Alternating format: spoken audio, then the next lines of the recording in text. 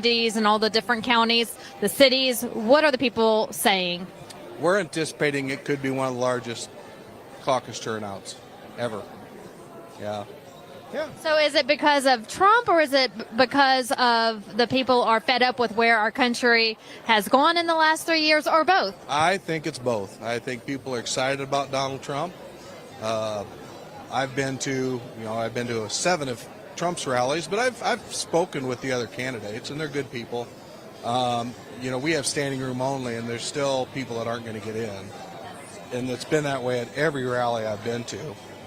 And then you go to the other candidates' rallies, and it's 50, 100 people. The difference right there is telling in the story that people are excited about President Trump. Who the people want to see? Yeah, and we're fed up with the way the country is going right now. Let's talk about that. What is the difference in Iowa specifically?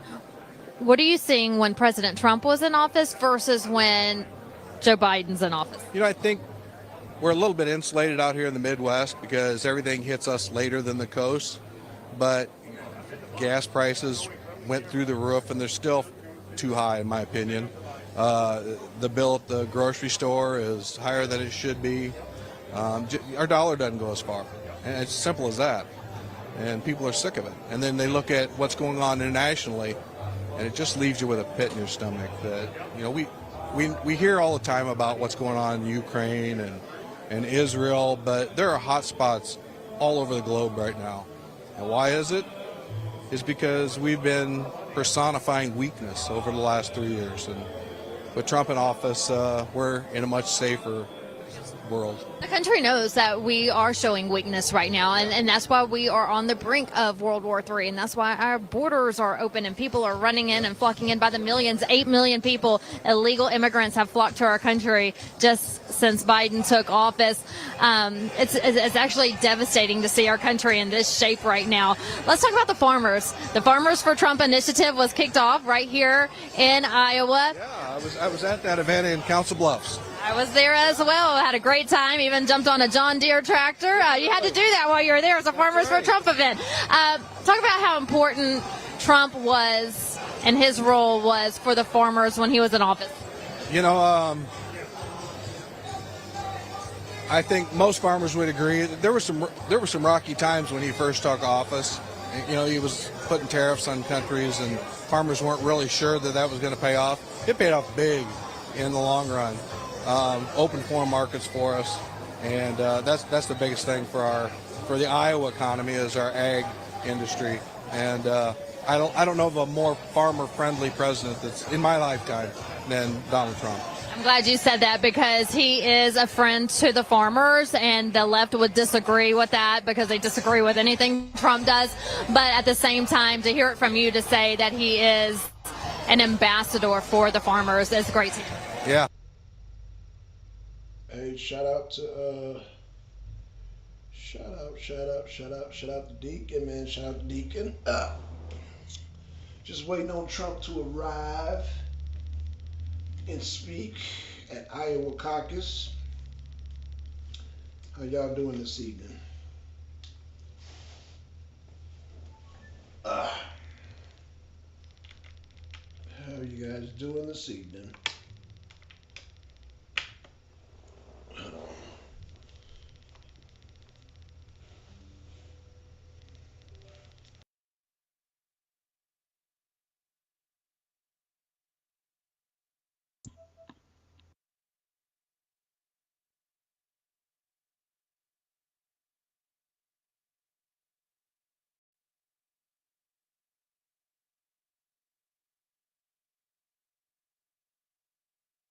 Yeah, it's his ability.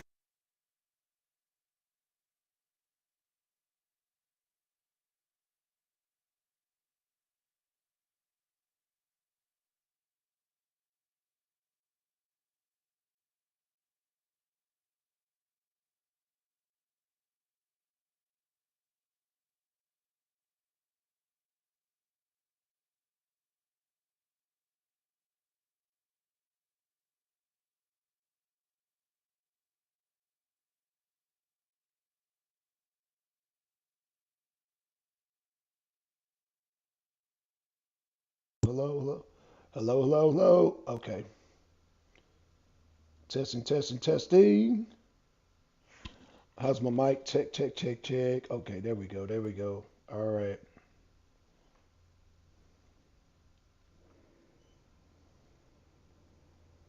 I absolutely love this state. It's beautiful, it's gorgeous, and the people are wonderful. Here are amazing. I'm gonna have to come back, even well after the elections are over with, a family vacation. Yeah, we would love to have you. Well, thank you. Well, thank you for being here. Any last words for the people of Iowa before you caucus on January 15th? In 10 days, the First of the Nation caucus happens right here in Iowa. All eyes are on us, and we need to make sure that Donald Trump is a runaway favorite. I do have one more question. How important was it for you when you heard that Trump was fighting so hard to keep Iowa the first in the nation? It means a lot because I think Iowans are really good at discerning candidates and really vetting them out, asking the hard questions, and they turn out to events. So, all eyes are on us, and we want to keep them there. They turned out to this event today. They usually do. So good to see all the people. Good to see you. Yeah, we'll be seeing Cherokee in a week. We'll be around. We'll definitely be around. So good to see you. Thanks for being here. Happy New Year. Yeah, Happy New Year. Thank you. All right, Senator Evans, so good to see him. And talking about President Trump, we're going to step to the side, show the crowd. The music's blaring now, and the people are dancing, and they're having a great time holding their signs. This is a part of the crowd movement that I really like to show you, because when that music comes on and it gets loud,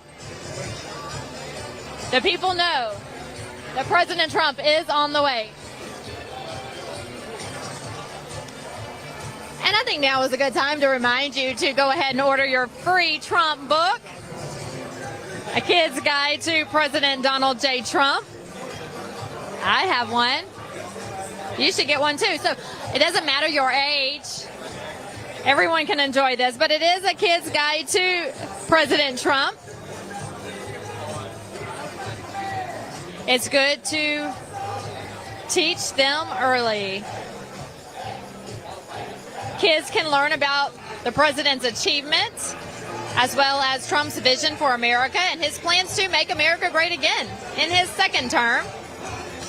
One thing you can count on is that public schools won't be teaching kids anything positive about Trump, so you have to do it at home. It's up to parents to teach our kids. To help make it all real easy, Mike Huckabee's team put together this Kid's Guide to President Trump. The best part is they're giving it away for free as part of a gift bundle offer. You just have to pay a small fee for shipping and processing, but the book itself is free.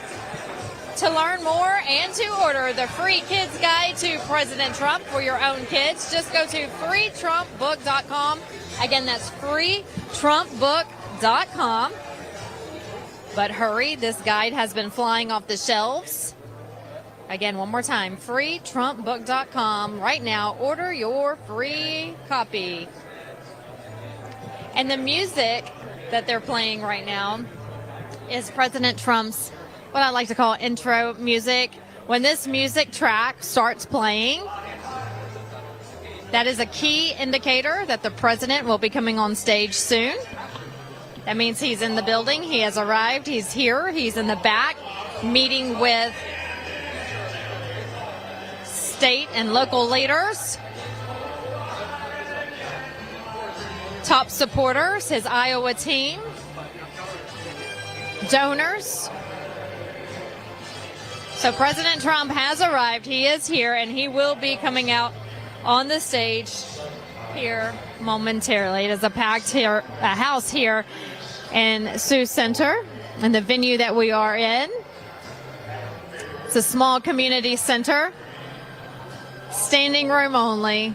People braved the cold for hours and hours on end. I think in the early morning hours we were in the 20s. As the day progressed, we jumped into the 30s, but the wind was blowing, and you know that makes it worse. And these people stood out there bundled up. I even saw 4 or 5 people all wrapped in one blanket in a huddle, trying to stay warm.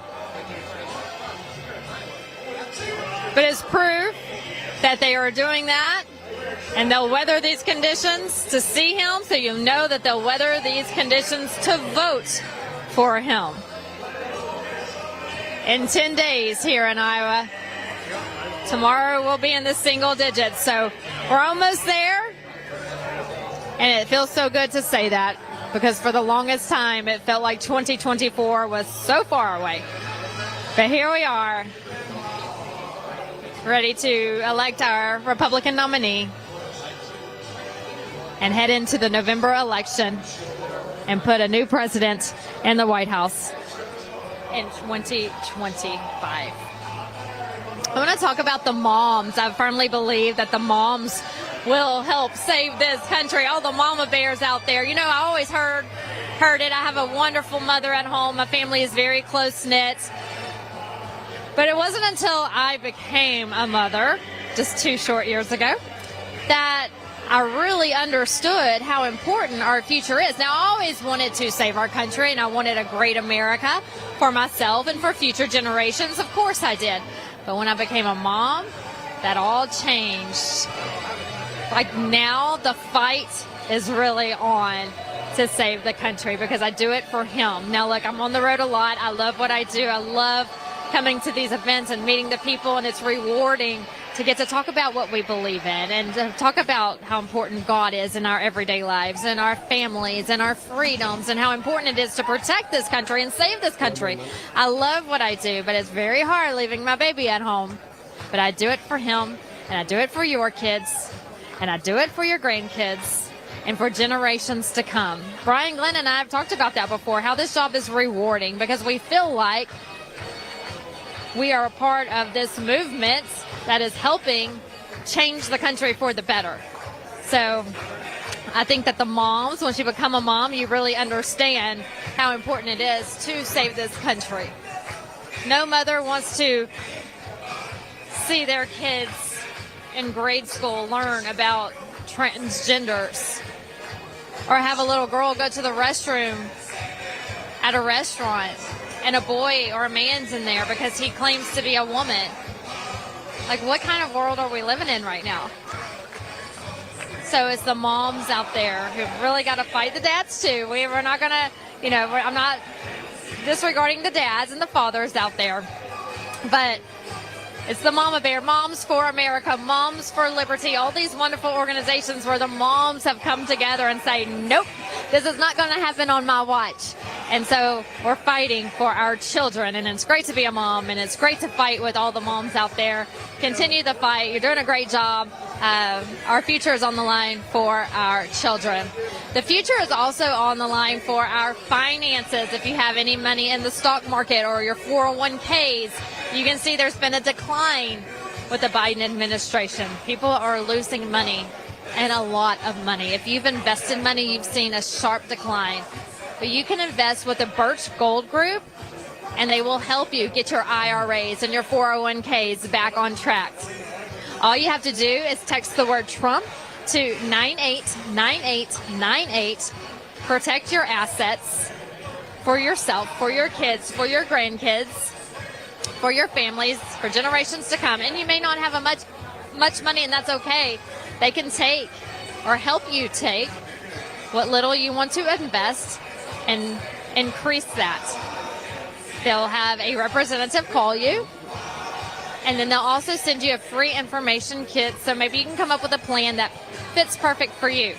So text the word Trump to 989898. That's the Birch Gold Group. Get the new year started on the right foot by saving this year. Start investing this year. You never know what's going to happen tomorrow here in this country, especially under a Biden administration. So protect your assets, protect your money. You can do that. One way to do that is by texting the word Trump to 989898. That is the Birch Gold Group. All right, we are 4:21 Central Time here in Iowa. The president was supposed to take the stage at 4 o'clock. We were told that his plane was a little late landing, but that's all right. The people here are energetic. They're dancing to the YMCA behind me. I'm sure you can see them. And it's standing room only, very packed in here right now. I don't think they can fit too many people in here. People are starting to get really close together because it's getting very, very tight in here with all the people who came here to see President Trump. Just a reminder, don't go anywhere after the president gets done speaking, because this is his first of 2 stops this afternoon. He'll be in Mason Center or Mason City, that is, right after this. Our Brian Glenn is standing by there. He'll be reporting from Mason City. So you'll get to see Trump twice today, here in Sioux Center and then again in Mason City for our doubleheader team coverage here on Right Side Broadcasting Network. And make sure you join us tomorrow as well. We are traveling across the state when we're done here for 4 hours, I believe my photographer told me.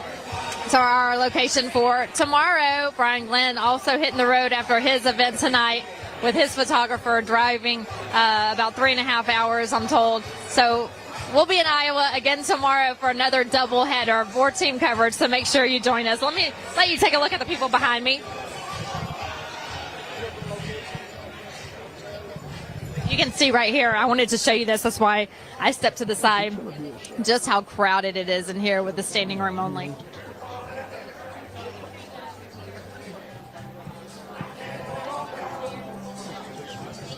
People wearing their MAGA gear, they're wearing their red, white, and blue. They're patriotic. They love this country. They want to save this country. They're wearing Make America Great Again hats, American flag beanies. It's cold outside. We're in the 30s right now. They're wearing their snow boots. By the way, when we're back here next weekend, I'm told that it's going to be snowing, so I have to find my snow boots at home before I head back to Iowa next weekend. That's going to be fun. Can't wait for that. But everybody's dressed warm in here because it is cold outside here this beautiful January day. If you're just now joining us, welcome. I'm Vanessa Broussard. So glad to be here with you. You can follow me on social media. I'm there on Instagram, Truth Social, X, formerly known as Twitter. Also follow RSBN on those social media platforms and Rumble as well. Click locals if you're watching from Rumble. There you'll get exclusive content not seen anywhere else. And I'll remind you once again to sign up for our newsletter, rsbnetwork.com. Sign up for our newsletter.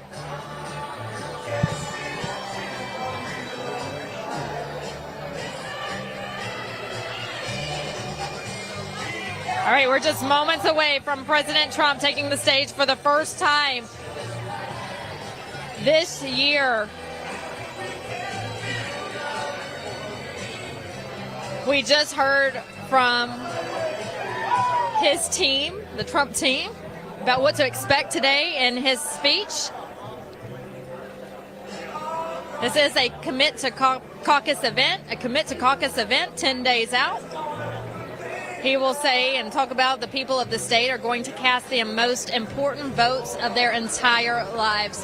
President Trump will exaggerate on the fact that this is a very, very, very important election. And you just heard the senator say that on air when I interviewed him, that they're expecting a bigger turnout in the state's history. So we need everyone to come out and vote. Do not sit at home on January 15th. President Trump's expecting to say that if the state of Iowa delivers a major victory, that you'll send a message straight to Biden and also the fake news media and what President Trump calls the evil people trying to destroy this nation. And that's exactly what it is. I spoke a little bit about that earlier. There is an evil in this country I'm not sure we've ever seen before. We are a God-loving country, and our faith is stronger than the evil that's trying to destroy this country. But it's up to us, the God-loving people, to make sure the devil, who is working overtime, does not keep destroying this country. So President Trump will mention the evil that is trying to destroy our country today. He says we are going to take back our country. We're going to defeat Joe Biden. We're going to make America great again. He's going to talk about Joe Biden's weakened record, his incompetence, his corruption, how he's failed the American people.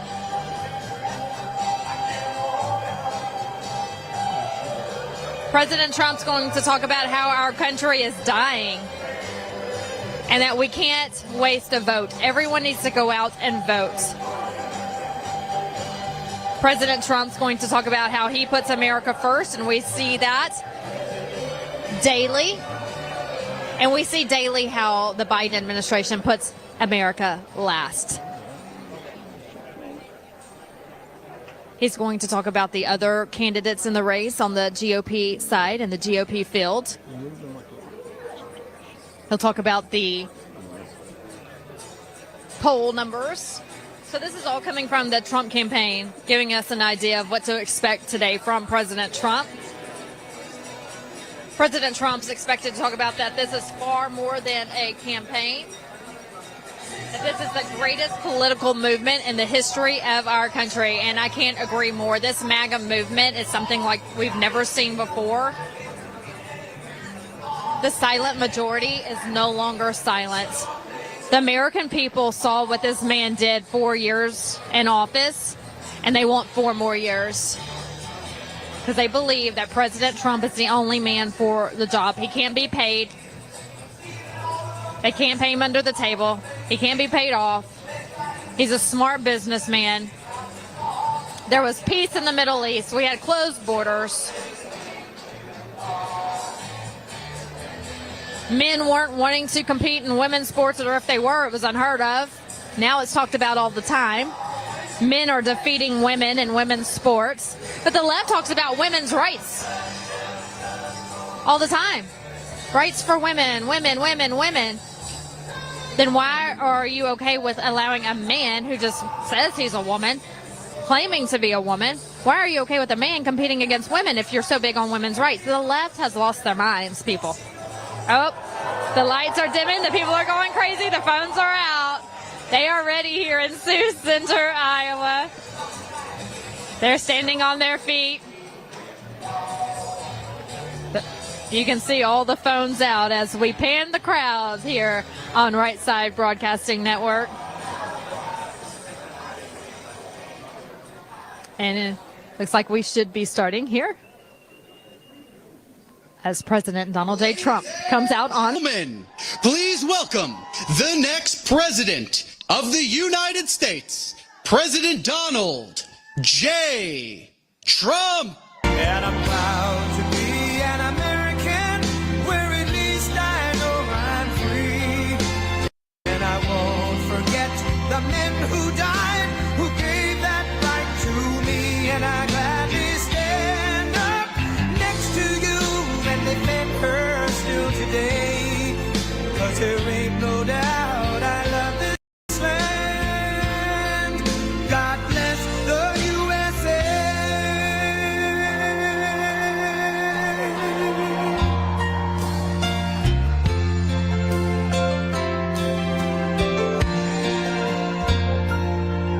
From the lakes of Minnesota to the hills of Tennessee, across the plains of Texas, from sea to shining sea, from Detroit down to Houston and New York to LA, where there's pride in every American heart, and it's time we stand and say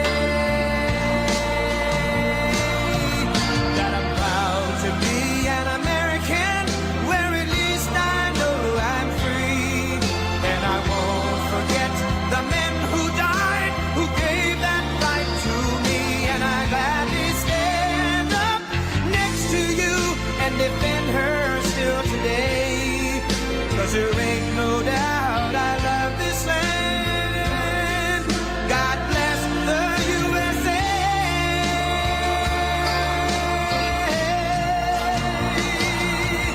And I'm proud to be an American, where at least I know I'm free. And I won't forget the men who died, who gave that right to me. And I gladly stand up next to you and defend her still today. 'Cause there ain't no doubt I love this land. God bless the USA.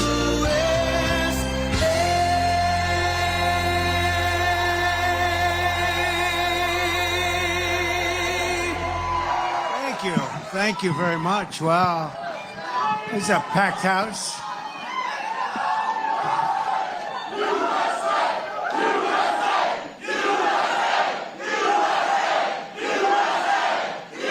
Thank you very much. We're going to take our country back. We're going to take our country back. So sad to see what's happening. Hello, Iowa, and very, very happy New Year. We're going to have a great year. Hopefully, it's going to be one of the greatest years ever. You know why? Because in November, it's going to be big. It's going to be bigger than anything's ever happened to this country. I think it really is of that magnitude, and I appreciate such a big turnout. We come to every little part of this place, and the people are greater and greater every stop, and we want to hit every corner, and we're really honored to see the crowd, that we had the turnout, that we have your incredible people. You built this country. You built this country. 10 days from now, the people of this state are going to cast the most important vote of your entire lives. I believe that, too, very much. I used to say that 2016, and I believed it then, and now I believe this is even much more important. Our country's going to hell. You don't mind me using that horrible word, don't you? I use that word because our country's really in trouble. It's in trouble like it's never been before, in my opinion. We have a man who's grossly incompetent dealing with nuclear war. He's dealing against Russia. He's dealing against President Xi of China. If you would deal with these people, you'd say it's not a fair fight. By delivering the massive victory, I think it's going to be really a tremendous victory in Iowa, because I'm seeing polls that are phenomenal. But the main thing I got to ask you, look, we got to get out and vote, because, you know, bad things happen when you sit back. And they said, we love him. We love the job. We love the job he did for the farmers, for the whole state, but let's sit home and watch it. Maybe it'll be a little bit cold that night or a little bit rainy. So important that we get out and vote and really show the strength, because the only way we can get hurt is if you sit home and want to watch the great results on television. Then you say, is it too late? We got to get out there fast. But that's not going to happen. But if you would get out and vote, even though, you know, the polls have us way, way up, strange things happen. So if you don't mind, look, she's shaking her head. You're right. You're right. Oh, we've seen some very strange things happen. But I'm not worried about that. You know, the one thing I'm worried about it in a lot of other places. I'm not worried about it here. What I'm worried about here is we have to just get out and show the support, because it's going to make a big difference in November. We're voting now, but it's going to make a big difference in November. By delivering a massive victory in Iowa, you'll send a thundering message to crooked Joe Biden. He's a crooked man. He's an incompetent crooked man. You're going to send it to the fake news media right back there. Well, that's a lot of press for this corner, this beautiful location. You know, they said, you didn't really have to come here. I said, like hell, I don't have to come here. I have to come here. If I didn't come here, I'd be in big trouble. I'd be in big trouble. Brad, my first supporter, you know, he's right here. I think I call him the Marlboro Man, right, Brad? He's right here. He said, you better get there, sir. You better get there. I said, I'll get there. But all the evil and all the sinister people trying to destroy our nation, and that's what happens. They are destroying our nation. I don't know how much more our nation can take. When you look at the border, when you look at Afghanistan, the way we got out, we were going to get out. We were going to get out with strength and dignity. And the way we got out was something, I think, the most horrible day, the most embarrassing day or moment in the history of our country. And that led to a lot of other bad things, including Russia going into Ukraine, a lot of other bad things that led to. With your vote for our campaign on Monday, January 15th, you'll declare that we are going to take back our country, we're going to defeat crooked Joe Biden, and we're going to make America great again. Right? And it all starts right here, you know, because of me. I will tell you, I'll take full credit. I'll take 100% of the credit, if you don't mind, Governor. Go first in the nation, and you are first in the nation, and that's something that was very important to me. You know, you have a great tradition in Iowa, a great tradition for farming and plenty of other things, but you have a great political tradition, and they wanted to move you to the back of the pack. I said, we're not doing that to Iowa. We're not doing it. Maybe somebody else someday, hopefully long down, because I'll have signed those rights into your corner for a long period of time. You'll be here. I said from day one, right? I said, we're never moving you, you know, and you have forces that want to move. You noticed the Democrats moved. You did notice that? A couple of people maybe noticed that. But they moved, but you didn't move because of what I did. It all starts here in Iowa at 7 p.m. on Martin Luther King Day, 7 p.m. So don't stay home if you want to save America. Each and every one of you, get out and vote and really bring your friends. We talk about 10. Bring 10 people, but bring whatever it is. You can also bring more than 10 people, I guess. But bring whatever you have to bring. Before going further, I want to send our support and our deepest sympathies to the victims and families touched by the terrible school shooting yesterday in Perry, Iowa. To the entire community, we love you, we pray for you, and we ask God to heal and comfort really the whole state and the pain that you have. This is something that's very unique to your state. We're really with you as much as anybody can be. It's a very terrible thing that happened, and it's just horrible to see that happening. That's just horrible. So surprising to see it here. But we'll have to get over it. We have to move forward. We have to move forward. But to the relatives and to all of the people that are so devastated right now, to a point they can't breathe, they can't live, we are with you all the way. We're with you, and we love you and cherish you. We're also really delighted today to have some of the great endorsers and my great friends, State Senators Lynn Evans, Kevin Allons, Jeff Taylor, and Brad Zahn. I told you Brad was the first one in the nation. He endorsed me 3 months before I ran. Where's Brad? The Marlboro man. Where is he? Where is he? Come here, Brad. Get up here, Brad. Come here. Want to say something? Come on. That was easy to endorse you. And he is the best president of my lifetime. The 47th President of the United States, Donald J. Trump. I said, who's that guy named Brad in Iowa? Because this was 3 months before I even knew I was running. Hey, Brad, I tell you, I never wanted to say it. I had no idea I was running, Brad. But he said, if that guy in New York wants to run, he's got my endorsement. He's going to do it. He can turn it around. He's the only one I know that can turn it around. And he was actually and I endorse him, he said. I said, that's my first endorsement. So when I finally got to meet him, which was around 2015, so it's a long time already, but a lot of great things have happened, and then we had a lot of bad things happen the last 3 years. A lot of bad things happened. But I was very honored by Brad, and there's a special feeling you have for some people, you know, when that happens, and I have that special feeling from him. He's a great person, and he loves the state very much, does a great job. Today, I'm also proud to announce that our campaign has been endorsed by pastors and faith leaders in every single one of the 99 counties. That's almost, I think, a first. Thank you very much. God is with us. I think so, right? Thank you very much. You're great people. That's a great honor. I think that's the first, too. All 99 counties. The stakes for this election could not be higher under crooked Joe Biden. Our borders, if you noticed, and I'm sure nobody's noticed, our borders have been erased. They've been obliterated. We have people coming in, millions and millions of people coming in. They're coming in from prisons. They're coming in from mental institutions. They're terrorists. Millions of people are coming in that shouldn't be here.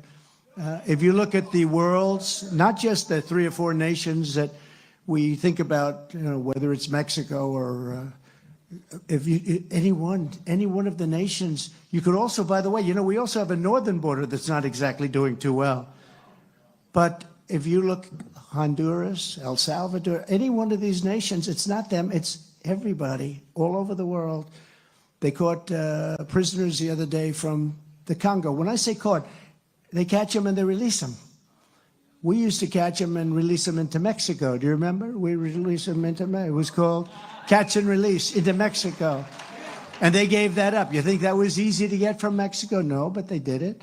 They did it. They did it very gladly. We didn't have to pay. Now they want billions of dollars to help us with this problem. And with me, they never even asked for billions of dollars. I said, you're going to pay billions of dollars if you don't help us with this problem. But all over the world, we're talking about not just the countries near us or the countries only in South America. They They do. They come from the Congo. They come from Africa. They come from Asia. Many people from China. They happen to be about the age of this gentleman right here, you know, around 20 for perfect age. In his early 20s, just perfect for the military, isn't it, huh? 27,000 people from China, all males, all between 20 and 25. Perfect for the military. I wonder what that's all about. So it's a pretty scary thing. We have them coming in from Russia, the same thing. They all seem to be between 19 and 24 or 25. I wonder why that is. We're gonna be paying a price, but we'll take care of it. If we get in, we're gonna be taking care of it. We're gonna have no choice but to take care of it. We're not gonna have a country. But our middle class is being crushed by Biden's crippling inflation. The inflation has been the worst that we've ever had. They say 72 years, sir. Be accurate. I say, I think it's the worst we've ever had. There's never been anything like this. Food prices have tripled, and every single thing you do, the energy prices, look at what's happened to energy. Violent criminals are running wild in Democrat-run cities, while law enforcement has been weaponized against Christians and conservatives and people of faith. It's weaponized against Christians. It's really weaponized. I don't know how many Catholics are in the room, maybe not that many here. Are they? Well, what are we doing with the Catholics? I mean, they're persecuting Catholics, and then the Catholics, it's 50-50 between Catholics and us. Trump. 50-50. And I say, you know, it's amazing. I got a call from the Cardinal, New York, a very good man. And he said, sir, this was during the pandemic. He said, sir, we need billions of dollars to help us with our education. Our schools, we're losing a fortune. And I got him the money. It was very important to get it because they do a tremendous service and they have great schools, but they were hurting badly during that. And I was able to get him the money. And then I look at the vote. It's like 50-50. And I say, why? But now they are persecuting Catholics in particular. I don't know what's going on with the Catholics. You guys are Catholic. What's going on with Catholics? Why are they doing this with Catholics? Something's happening. But they're doing it with Christians, and they're doing it with parents, and they're doing it with a lot of people. And you explain that one. Let's go and get the parents at the school board meetings, right? It's ridiculous. But we have wars in Europe. We have war in the Middle East. And China is threatening Taiwan. Iran is inches away from a nuclear bomb. They're going to have a nuclear bomb, they say, in 34 days. And when we were in charge, Iran was broke. Iran had no money for Hamas. They had no money for Hezbollah. They were broke. Now they're very rich. They have $250 billion, they say, not including the $6 billion they got for a hostage trade. We got 5 and they got 5. I said, all right, that's good. That's better than they usually do. Usually, you know, we give up, we gave up the king of terror. You know, the last, with the basketball player, Brittany Griner, we gave up the greatest purchaser of military arms and equipment, and very deadly equipment, in the history of the world, they say. He was called the Phantom of Death. So they got him, and we got Brittany. And that was a tough trade. That was a tough trade. But, you know, at least she's standing now for the national anthem, I think. But she didn't stand too much. She always wanted to tie her sneakers during the national anthem. I didn't like that. I didn't like it. That was the time when she heard the national anthem, that meant it was time for her to tie up her sneakers. I don't like that. But our military has gone woke, and we're teetering on the edge of World War III. We've never been closer than we are right now to World War III. There's only one candidate in this race who's going to be up to the task of saving America from every single Biden disaster starting on day one. Number one, I know the players on the other side, and they always respected your country. I don't want to say they respected me, but boy, did they respect this country when I was in charge. They respected us like they've never respected us, right? You wouldn't have had Ukraine. You wouldn't have had Israel being attacked. Russia wouldn't be attacking Ukraine, but you wouldn't have had the attack on Israel. You wouldn't have had inflation. You wouldn't have had any of this stuff. You wouldn't have China longing to go into Taiwan. You know, they're just waiting for the right moment. They wouldn't even talk about it. They weren't even talking about it, though, and they won't be, I promise you that. But with your vote in these caucuses, we're going to finish the job and we're going to get it done. And we're going to actually be stronger than ever before. It's hard to believe because you see the damage that's been done. No president has ever, I often say you can take the 10 worst presidents in the history of our country, you can add them up, put them together, and they haven't done the damage that Joe Biden's done to this country. What he's done to this country is unthinkable. Biden's record is an unbroken streak of weakness, incompetence, corruption, and failure. Other than that, he's doing quite well, isn't he, don't you? That's a hell of a list. That's a hell of a list, right?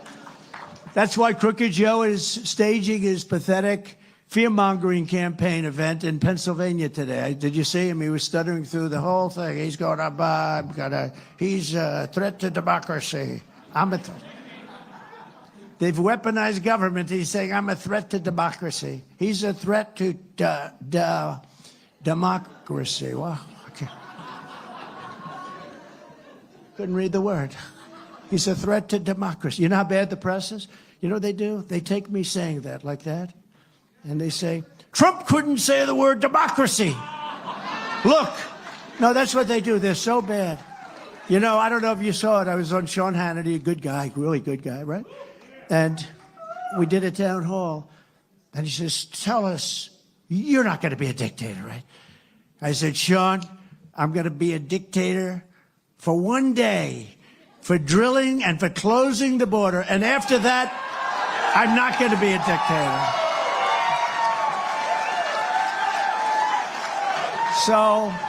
So remember the way I said, I'm going to be a dictator for one day, for those two things, and then after that, I'm not going to be. So I said, I'm going to be a dictator for one day, for drilling, right? For drilling, and then, so what do they do? What do they do? We say drilling and the border. Then I go, and then after that, I'm not going to be a dictator, Sean, one day. So they have me on the news all over the place. I'm going to be a dictator, cut. Did you see that? This is the fake news media. They have the first part, I'm going to be a dictator, cut. And they had to cut it fast because I kept it going fast because I know exactly what they do. They had me the other day, I was imitating Biden because he can't walk off the stage, right? You know, he can never find the exit, so they have me turning around and looking for them.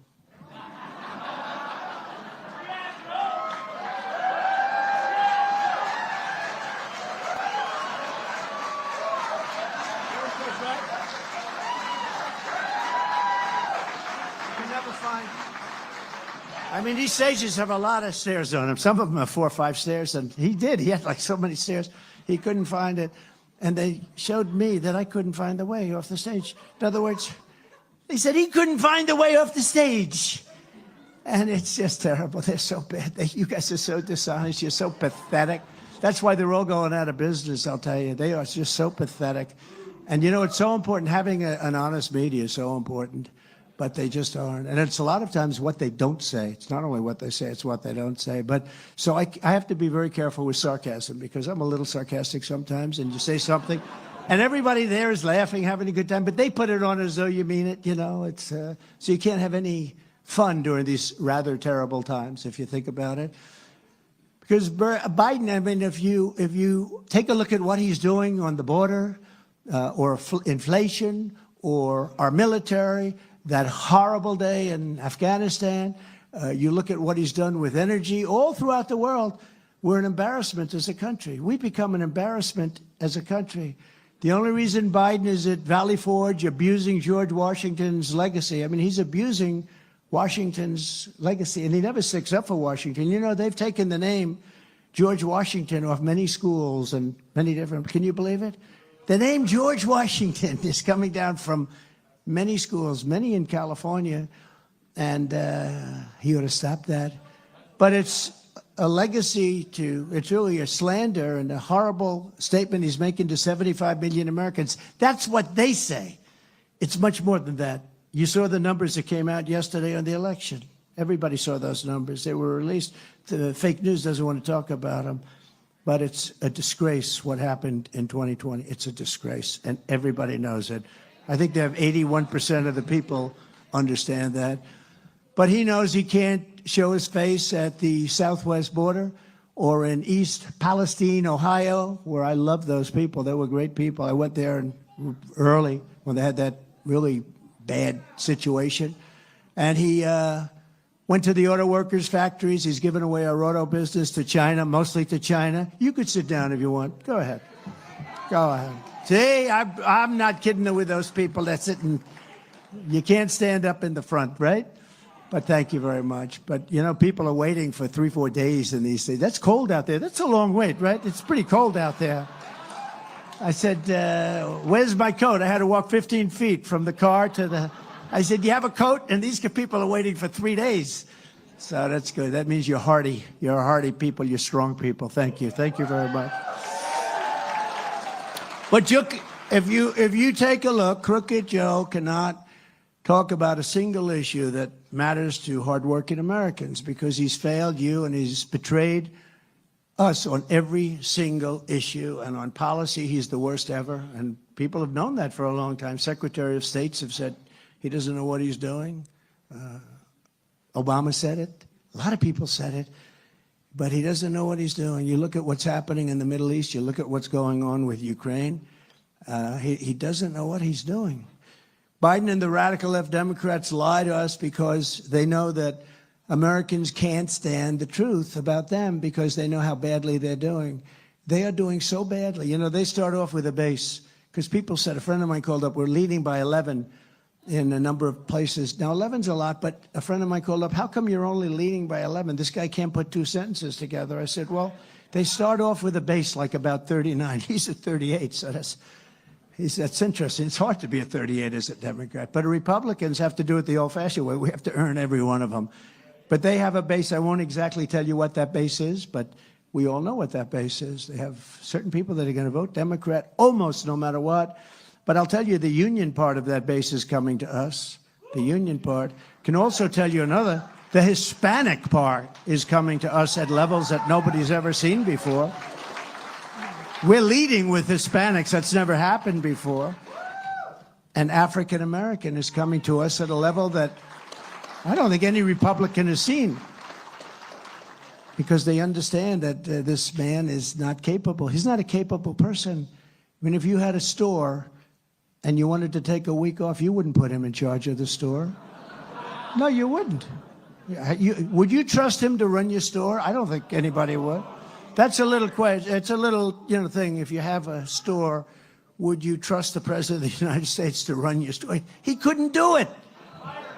This election is our last chance to save America. Very important. The battle begins in Iowa on January 15th, and Joe Biden's banana republic ends on November 5th, 2024.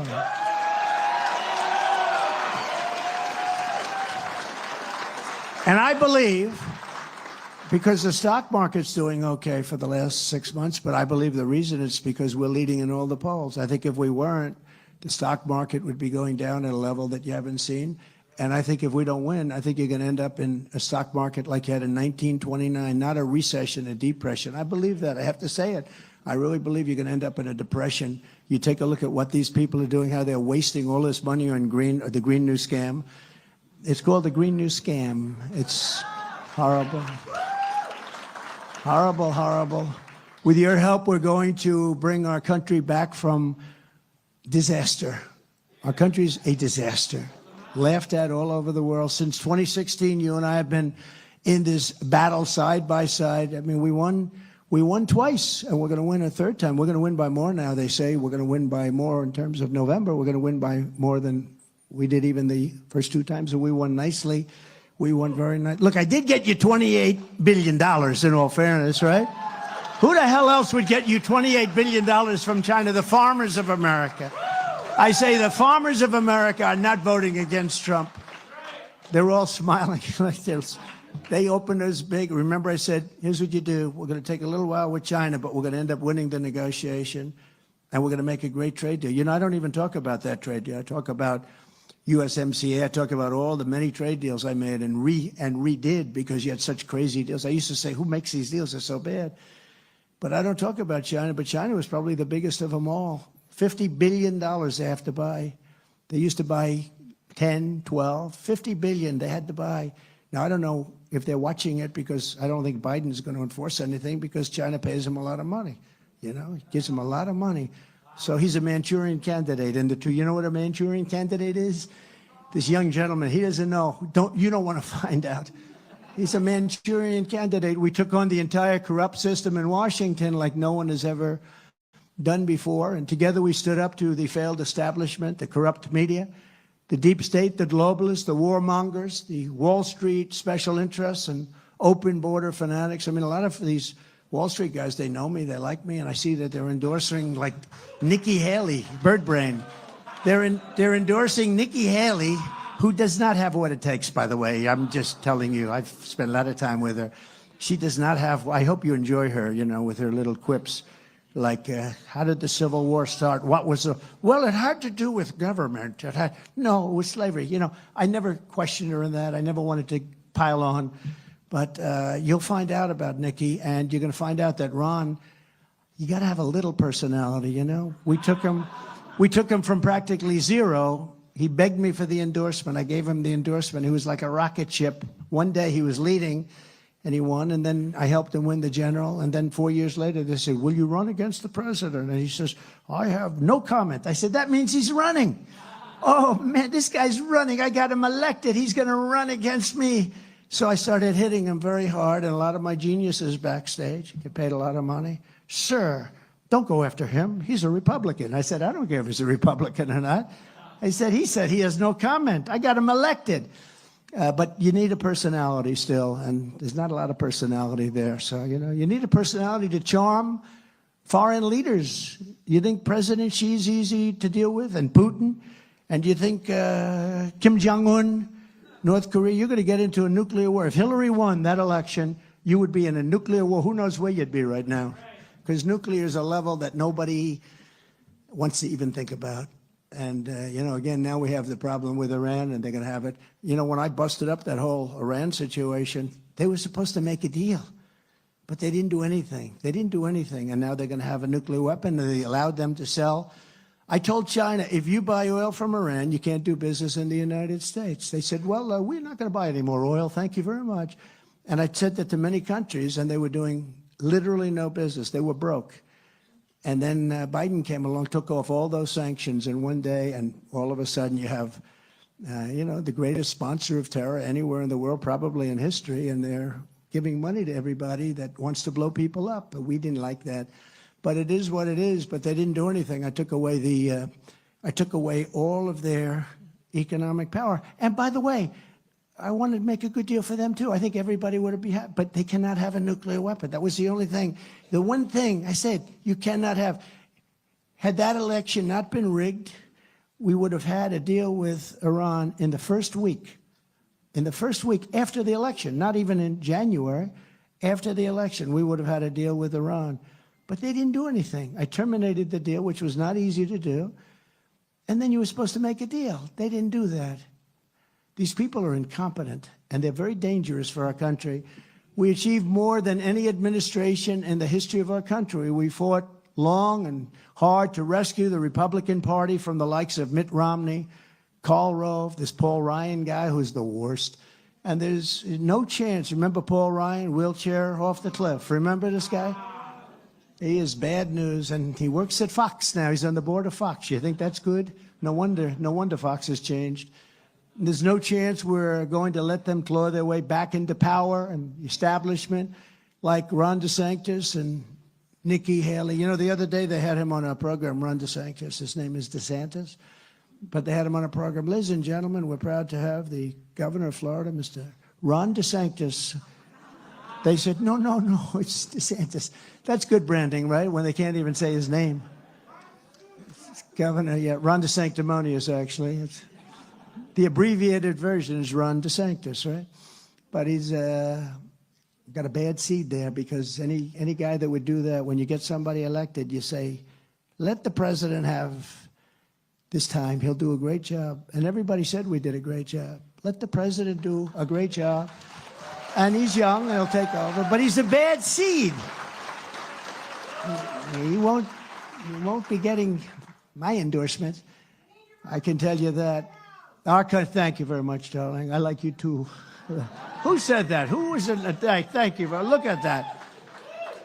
You look. Thank you, Tom.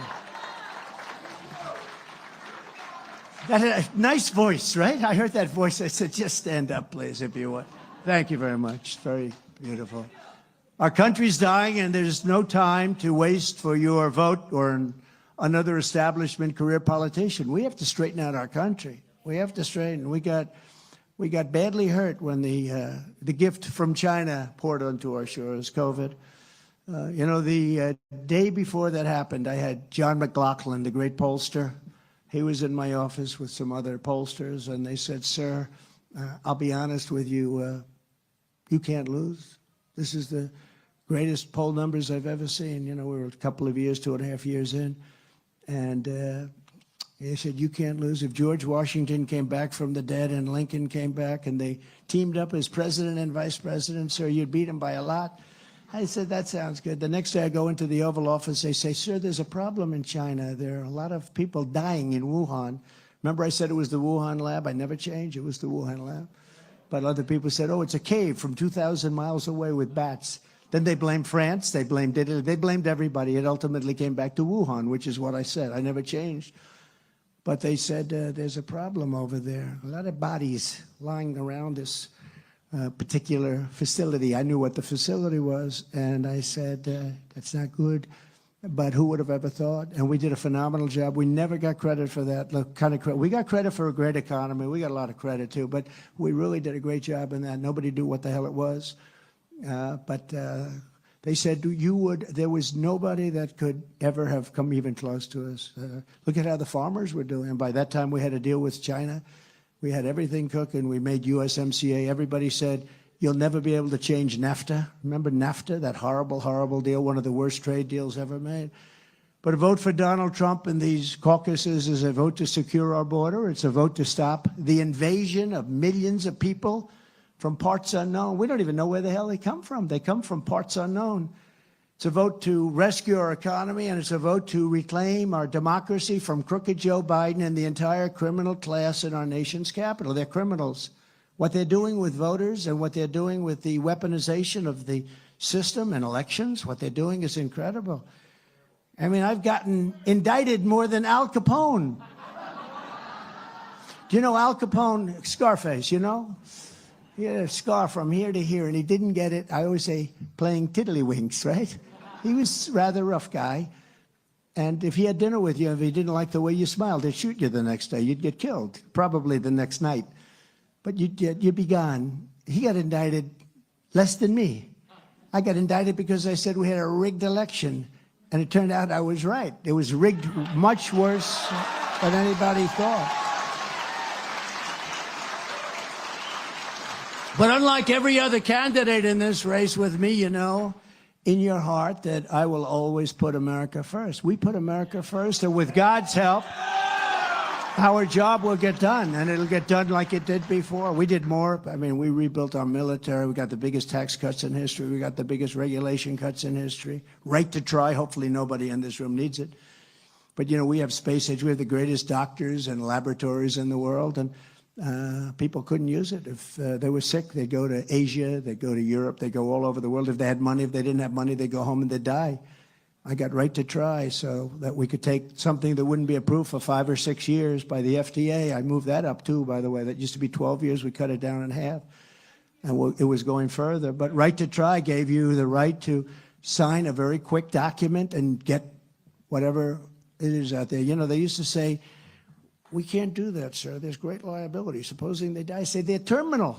They're terminal, only terminal. You have to be very, very sick. People that are very sick that you wouldn't believe the results. The results are thousands and thousands of people are living right now.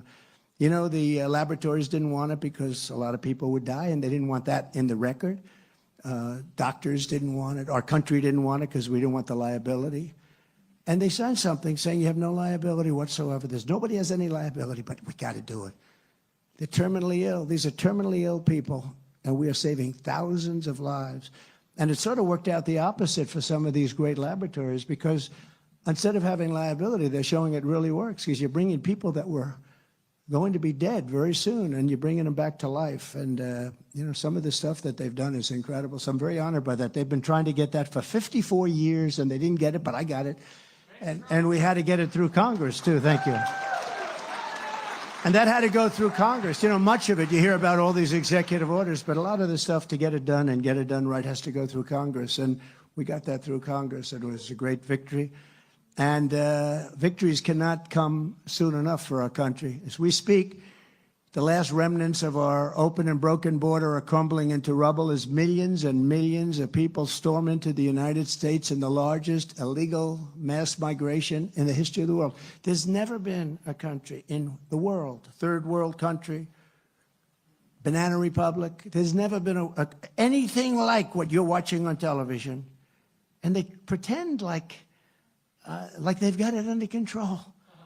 Last month, they set a record. Hundreds of thousands of people, bigger than practically any city in your great state.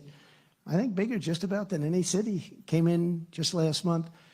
And numbers like nobody, and they pretend like it's under control. It's not under control. It's totally out of control.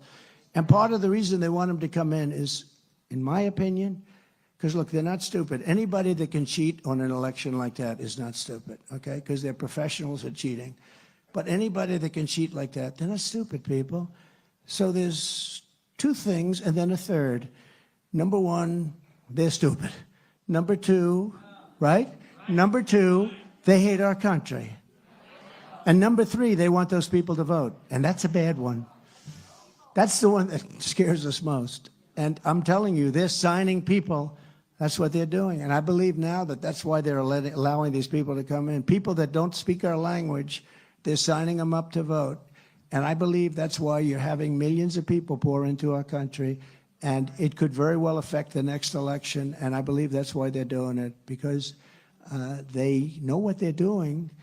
If they could do as well in running the country, in making deals with other countries so we don't get ripped off every time. Every deal we have is a horrible deal. I mean, Europe is laughing at us. Look at Ukraine. We're in for $200 billion. Europe is in for $20 billion. Why? And Europe is a very similar size when you add up the countries, very similar, the economy. So they're in for 20 and we're in for 200. When I was doing NAFTA, I said, the NAFTA deal's so unfair. But NATO, you take a look at NATO, every deal is horrible. I haven't seen any deals that are like good deals. And we renegotiated with South Korea, with Japan, with Abe, who was so great. But, what happened to Abe? It was horrible. He was a great gentleman, great man. But we renegotiated the Japanese deal for the farmers and for manufacturers, and it worked out to be really good. We started off with a horrible base because it was so one-sided. They sell millions of cars, and I said, Shinzo, let me ask you a question. How many cars are we selling in the middle of Tokyo? How many Chevrolets are we selling in the middle of Tokyo? I don't believe any. That's right. We have none.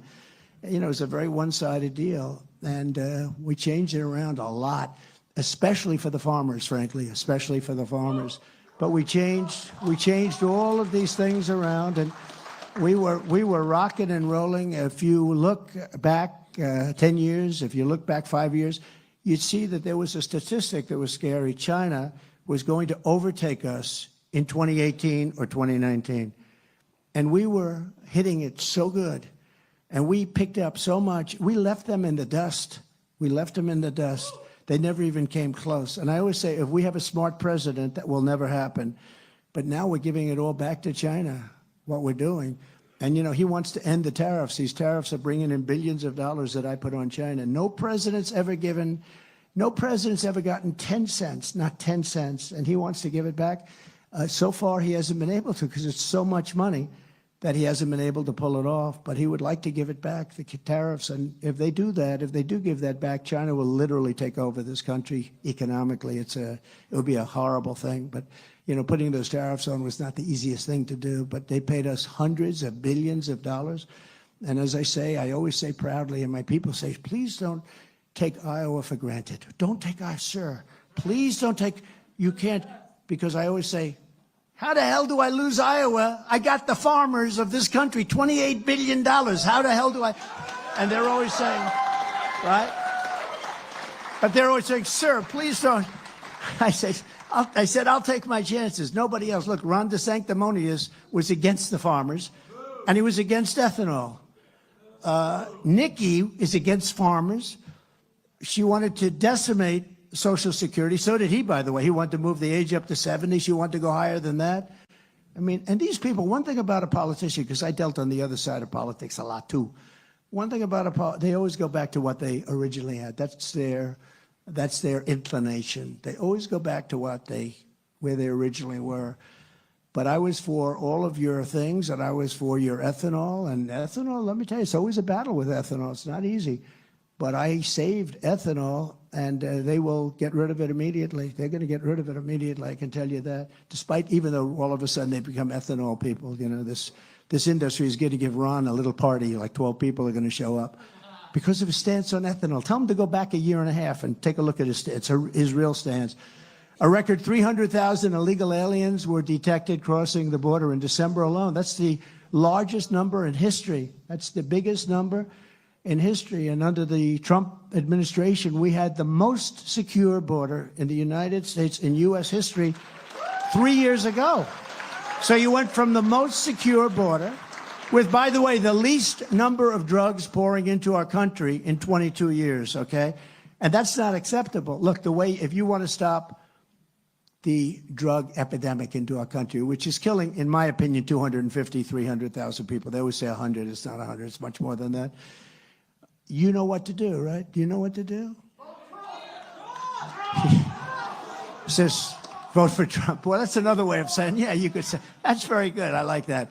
No, the death penalty for drug dealers. If you do the death penalty, you stop it. You know, a drug dealer, on average, will kill 500 people during his or her lifetime, right? 500 people. When you think of it, that's really bad news. But on average, will kill 500 people during his or her lifetime.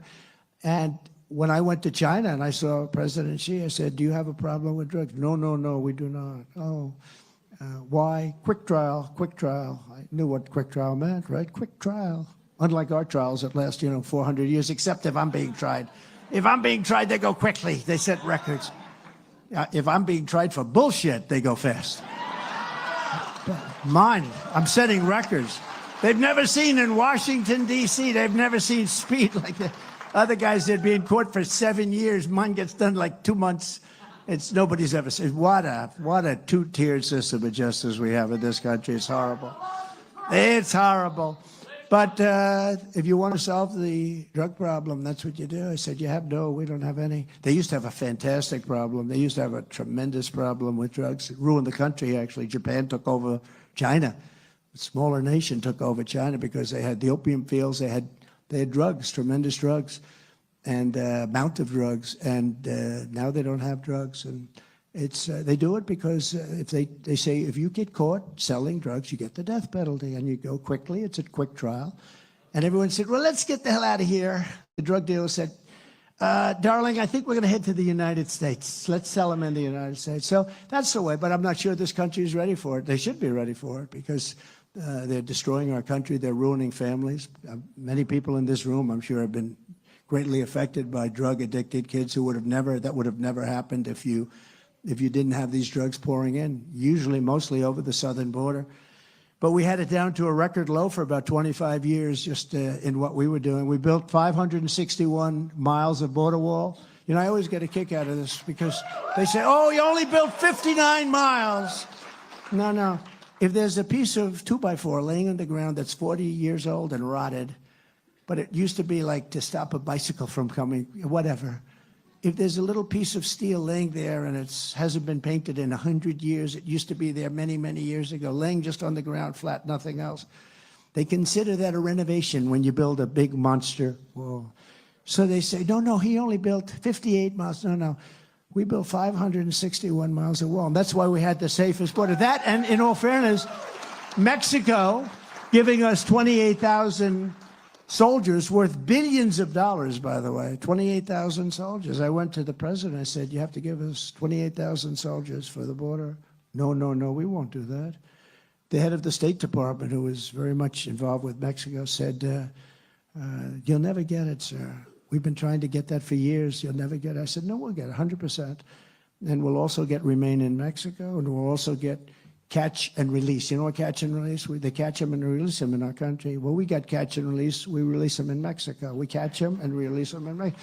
And we got 9 other things that were just as bad. We got 9 other things. You know, your medical component. If you're very sick, you don't come into our country. I'm sorry, you can't come in. You know, we don't want people catching various diseases that were very prevalent and are prevalent right now. So we did a great job. But they said that won't happen. And the chief representative, a very handsome guy, good-looking guy, came in to see me, representing the president of Mexico, who happens to be a great guy. He's a socialist, but you can't have everything, right? But he's a great guy, actually. He's a friend of mine. But I said, you have to do this. But he came over, and I said, here's what we're going to need. I told the person representing, you know, dealing with Mexico from the State Department, I said, here's what you have to do. Give me your top 10 things. Then I went to Border Patrol, Brandon Judd. I went to Tom Homan. Great. These are great people, by the way. And I said, give me your top 10 things that you need. Sir, they'll never do it. They'll do it 100%.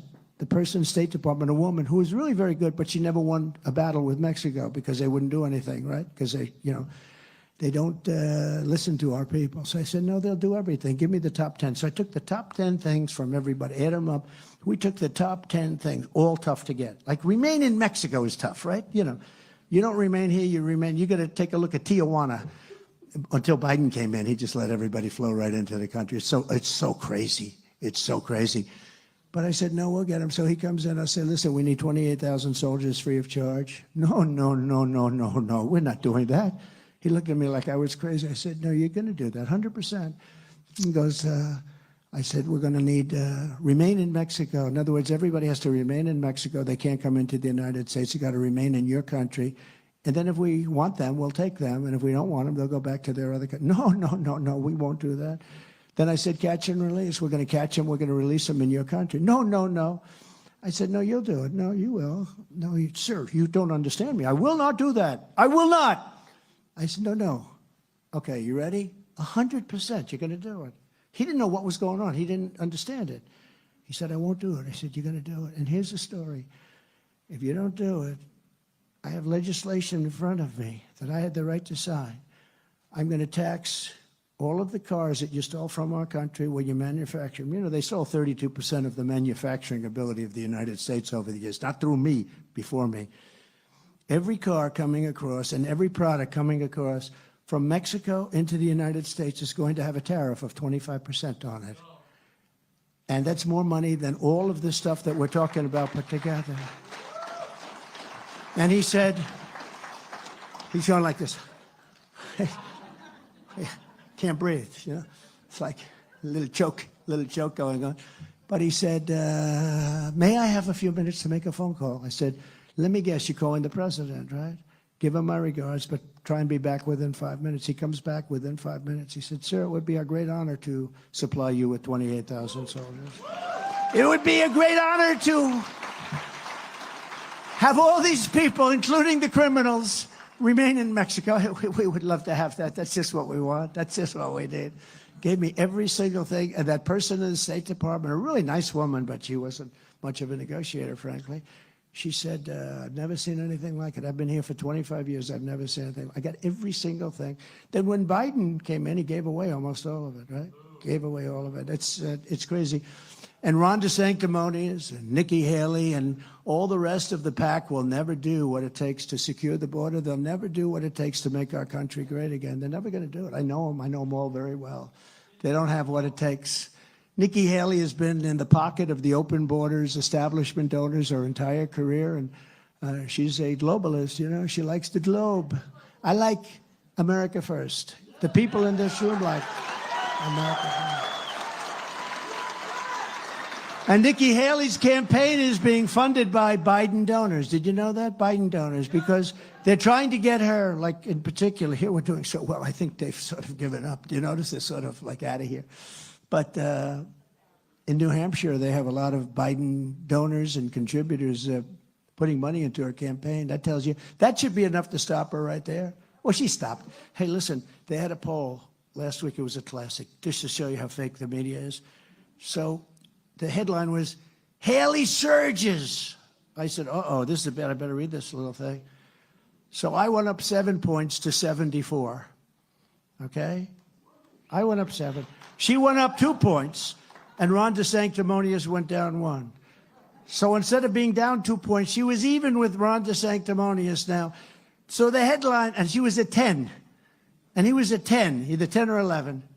I was at 72 or 74. And the headline was Haley surges. That's because it's fake. The media is fake.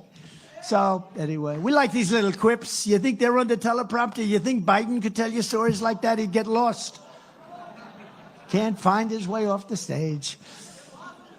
Now think of it. You think he ever goes off teleprompter? He's no good when he's reading the teleprompter. He read it today, he got all confused. He didn't know where the hell he was. He's reading about, he's saying that I'm a threat to democracy, and he had a hard time with it. She opposed my border wall, Nikki. She condemned my strong borders policy, and in 2016, she stabbed the Republican Party in the back by siding with Barack Hussein Obama against a thing called the Trump travel ban. We didn't want to have people from countries that hate us coming into our country. We don't want our shopping centers blown up, if it's okay with you. We don't want our people killed and decimated and bombed and shot and everything else. So, and it passed. It went through the Supreme Court. It just passed. And, you know, we had no terrorism problems in this country, and the whole world didn't have. You know, I got to tell you, because he's a great man. He's actually a great leader. He's a very tough man. He's the toughest man in Europe, one of the probably the toughest leader maybe anywhere. Viktor Orban from Hungary. Anybody hear of him? He's tough. But he's a very good man. But they asked him a question. What would you do if you were President Biden? What would you do? What would you do? Because the whole world is blowing up. Israel, Ukraine, and Russia. The whole Middle East is just ready. It's a counter. It wasn't that way 3 years ago. 3 years ago, everything was good. Iran was not going to do anything. Nobody was. We're getting along with everybody. They knew. North Korea is now acting up again, as you know, Kim Jong-un. But he liked me. The press hates when I say that I like him. They hate it. They say it's terrible. And that's not a bad thing. You know, he's got a lot of nuclear weapons. It's nice if he likes you a little bit. He wouldn't return Obama's phone calls. He didn't want to even meet with him. But they said, what would you do? And they really said, I mean, Orban was incredible. He said, what I'd do is I'd resign from office immediately, and I'd say, bring Trump in here to run, because when he ran this world, we didn't have problems with Russia, with Ukraine, with Israel, with Iran, with China. We didn't have problems with anybody. They feared him. Now, he said they feared him. You know? He said they feared him. I don't want to say that. That's him saying it, because I don't want to say they feared me, but they respected me, and they respected our country, and they feared our country. But he said they feared him, and they weren't going to mess around. But it's true, we didn't have problems with anything. And we didn't have problems at the border. We had the most secure border we've ever had. Everything was nice. And this guy could have gone, you know, he likes going to the beach. Somebody on his campaign said, you look great in a bathing suit. When, you know, what is he, 82 or 81? Look, look, I'm not that far behind, but I'm 100% up here. I feel I'm better than I was 25 years ago. I think I'd know it. I think I'd know it. I really, maybe you know it, but you don't want to know it. You know, that could be also like that. But I think I'd know it, you know, when you say it's great to be in Idaho. Is that where we are? The worst is when he said, it's great to be in Florida, and he was here. There were no palm trees here. Did they have palm trees here? Not too many, right? No, but I think, but he said that. He said when Trump was president, the whole world was safe. There was nobody going to play games. They feared him. He said they feared him, but let's say they respected me, but they feared our country, and there were no problems. And we didn't have any, we had no problems with Islamic people that want to come in and blow the hell out of our cities. We had nothing. Now, I didn't want to say that when I was president, but, you know, we had gotten through 3.5 years, and I really wanted to say it, but I didn't like the idea of saying it, because then the next day something happens. I said, boy, do we look. It happened to them. They would say, well, we're doing fairly well. They weren't doing great, but they were doing fairly. And then Israel was attacked the following day, right? You saw that. They said, well, we're doing pretty well there, too, and we've been very nice. Well, they were so nice that it's the worst problem that Israel has had, certainly, probably, possibly ever. We're going to find out pretty soon, because it's moving along rapidly. And the biggest problem is we have no leadership on our side. We have no idea what we're doing. We have no idea what to ask for. We have no leadership on our side. But Viktor Orban, most respected man, probably the toughest man in Europe, maybe beyond Europe. He made that statement. I was very honored by that statement because I'm only about making our country great, saving our country, and I want to help the world if possible. If possible, we'll help the world. A lot of it you can do with a phone call. I mean, I can tell people on a phone, I can say, you can't do that. You can't do that. I told it to a very nice, good friend of mine, the head of, France. They make nice champagne and wine. And they were going to tax our companies, or companies were going to be taxed very substantially in France. They were putting a big tax on American companies. And I had my people call up and say, we're not going to allow that to happen, and they didn't care. And my people spent 2 months, they're capable people, but they couldn't do it. And I said, let me do it. And I spoke to Macron. Do you know Macron? He's a nice man. He's actually a nice man, but he's from France, I'm for the USA, and he's from France. And I said, Emmanuel, how are you? Oh, Donald, I am fine. Thank you so much. It's such an honor to talk to you. Thank you very much. You might not like me so much after this call, however.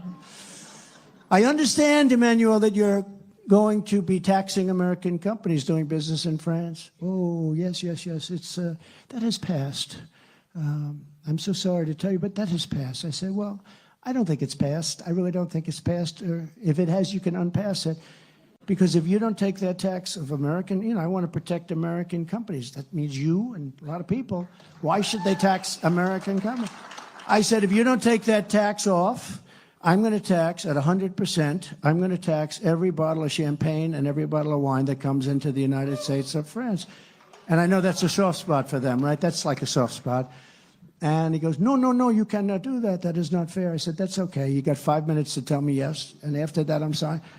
Calls me back in 5 minutes. We have agreed to do that. We are taking off all of the... I did that in about 4 minutes. I'll give you added totally up. My guys were working on it for 2.5 months and getting nowhere. But you can do a lot of things if you're president. If you know how to do it.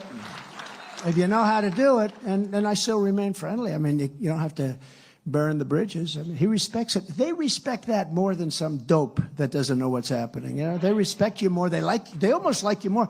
They came out, all these guys, they like me. Boris called. He wants to come. They all want to come see me. They like me. And yet there's nobody been tougher, like Russia. They all say, oh, Russia. I ended the Russian pipeline. It was called Nord Stream 2. That was the biggest thing they've ever done. And I ended it. And Biden, his first day in office, approved it and let it be built. And I had it stopped. And Putin would say, they say we're friendly and that you're nice to me. I'd hate like hell to see if you were not nice to me.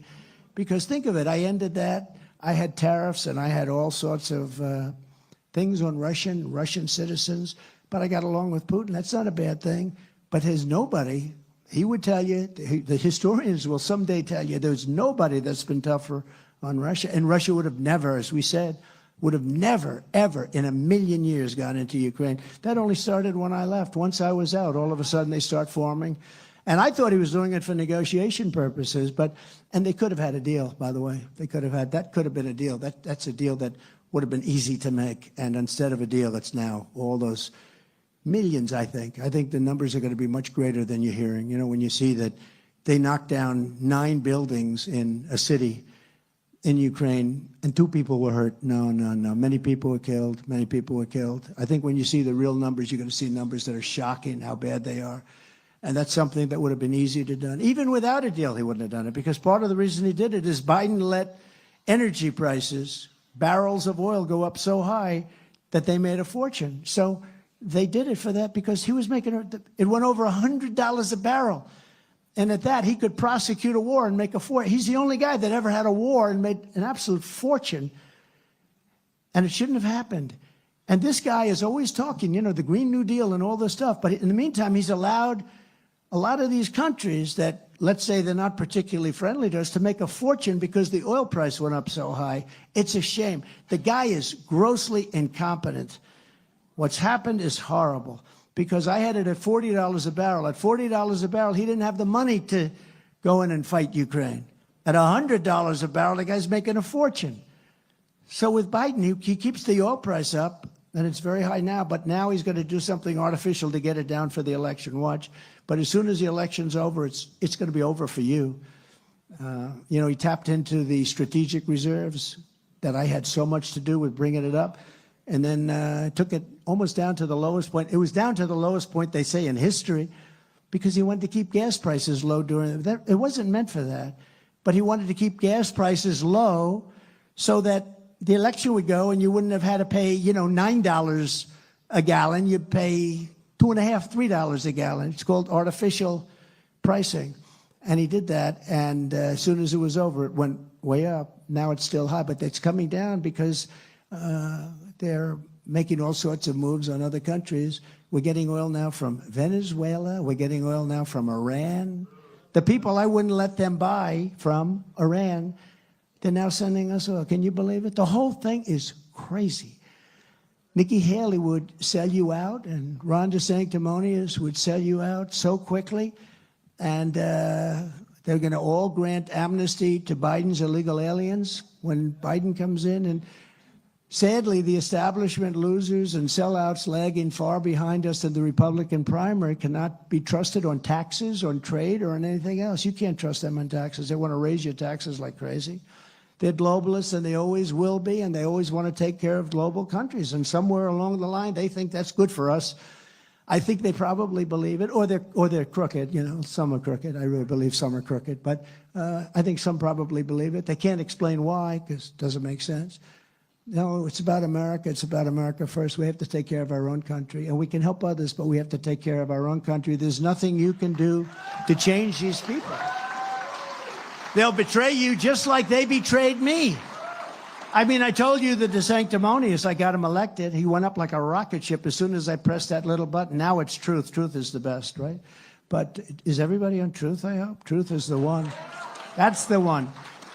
But at that time, there was no Truth. It was before, and I tweeted a little statement, and he went up like a rocket ship. He went from getting killed. He was dead. He was going to leave the race, to winning the race just with one little press of a button. It's an amazing thing, isn't it? But there's never been anything like it from, you know, the standpoint of an endorsement. So he won. But Nikki said she would have news come. Have you seen her clips? We have about 9 of them. There are a lot more than that, but we don't want to bore you.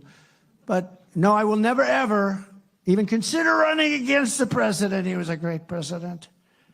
Then a year and a half later, I've decided to run for the presidency. Oh, great.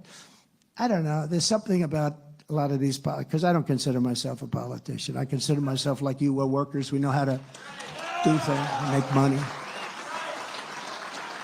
But, you know, and if she said she wanted to run, let her say it up front. Don't let her just play you around like that for years. And, you know, I never run against the president. He's so good. She actually said I was a great president, and I was a great president. Look at all the things we did. Against, I love what they say. A lot of people say, you are. That's sort of cute. A lot of people don't understand what they mean by that. But Iowa does not want politicians like Ron DeSantis or Nikki Haley, who both support a 23% national sales tax, which is a disaster. You don't want politicians like Ron and Nikki, who both want to gut Social Security and Medicare, hurt our seniors. And, you know, if you look at it, Ron voted 3 times to raise the retirement age on Social Security over 70. And Nikki would take the retirement age to way, way higher than even the number that Ron is talking about. I don't know why they want to do that. You know, we have so much wealth underground. We have so much liquid gold, I call it, underground. You don't need to do this. You don't have to destroy our senior citizens. When we drill, baby, drill, we're gonna make so much money. We'll be supplying the world. Unlike DeSantis and Nikki Haley, we'll always protect Social Security and Medicare for our seniors. Just remember that when you have to vote. Although I think, is there anybody in this room that's not going to vote for Trump? Just out of, no, don't raise your hand. It could be dangerous stuff. They're going to say he incited an insurrection, these stupid bastards. He incited an insurrection. No, but is there, quietly raise your hand. Is there anybody here that's not going to vote for Trump? That's very nice. They're They're upset by even the question, and they're upset. They don't even like that question. Well, I appreciate it. But on my first day back in the White House, I will terminate every open borders policy of the Biden administration. We'll stop the invasion on our southern border and begin the largest domestic deportation operation in American history. We have no choice. We have no choice. Not like we have a choice. I will shift massive portions of federal law enforcement and all of the people working on immigration. You know, they're not even allowed to work. They sign people up and they're brought into the inner sanctums of the country and just leave the border open. They don't even want the border. How about where the governor of Texas, who endorsed me recently, Governor Abbott, which was a nice endorsement.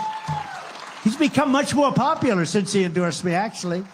But he endorsed me, and they're fighting because the federal government wants to cut the barbed wire. You know, the barbed wire, they call it razor wire, but it's pretty tough stuff. But they have it along the Texas border so that, because Texas is just being inundated.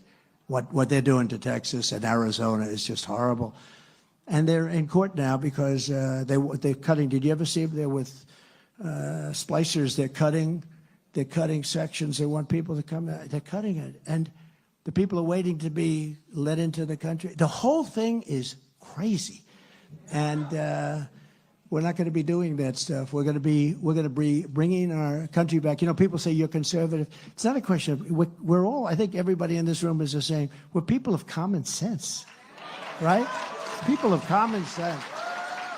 Liberal, conservative, we're people of common sense. I mean, you got to have borders and you have to have honest elections, and everything else is sort of, almost everything else is less important. But you have to have borders if you're going to have a country, and you have to have free and fair elections, which we don't have. We have these mail-in ballot things with thousands and hundreds of thousands and areas are sent out, and we have no idea where the hell they're going and where they're coming from. And many pay, yeah, they're garbage. Some of them go into the garbage, yeah. Especially if they're Republicans, they put them right into the garbage. No, it's a shame. You'll never have an honest election with a mail-in ballot. Remember that. You never. Jimmy Carter said it. You know, they formed the Carter Commission, and he was there with a couple of other respected senators, older senators, and they came up, and the big point of their report was never do mail-in ballots because you'll never have an honest election. He said that a long time ago. And France just went to same-day voting, all paper ballots, and voter ID. And they had 36 million people vote for Macron. They voted for Macron just to bring him back, so he's not going to be too upset. No, they voted for Macron. He won the election, and by 10 o'clock in the evening, everybody went home, and they had a real election, you know. They have watermark paper now, which is very secure. They can't really produce it. You can't copy it. It's watermark. They'll try and cheat there, too. But it's the best system there is. It's really the system that we started with when you get right down to it. But it's better because you have the paper technology is incredible what they can do. And we'll immediately restore and expand the Trump travel ban for those countries that are terror-plagued and they want to come into our country and hurt our people. We're not going to let them come into our country. They ended that. They want everybody to come in. Come on in, everybody. Come on in. Yes, you killed 9 people, but we think you're going to be much better now. Not one thing has gotten better, if you think about it, under crooked Joe Biden. The country's a mess. We're a laughingstock all over the world. Under the Trump administration, you were better off. Your family was better off. Your neighbors were better off.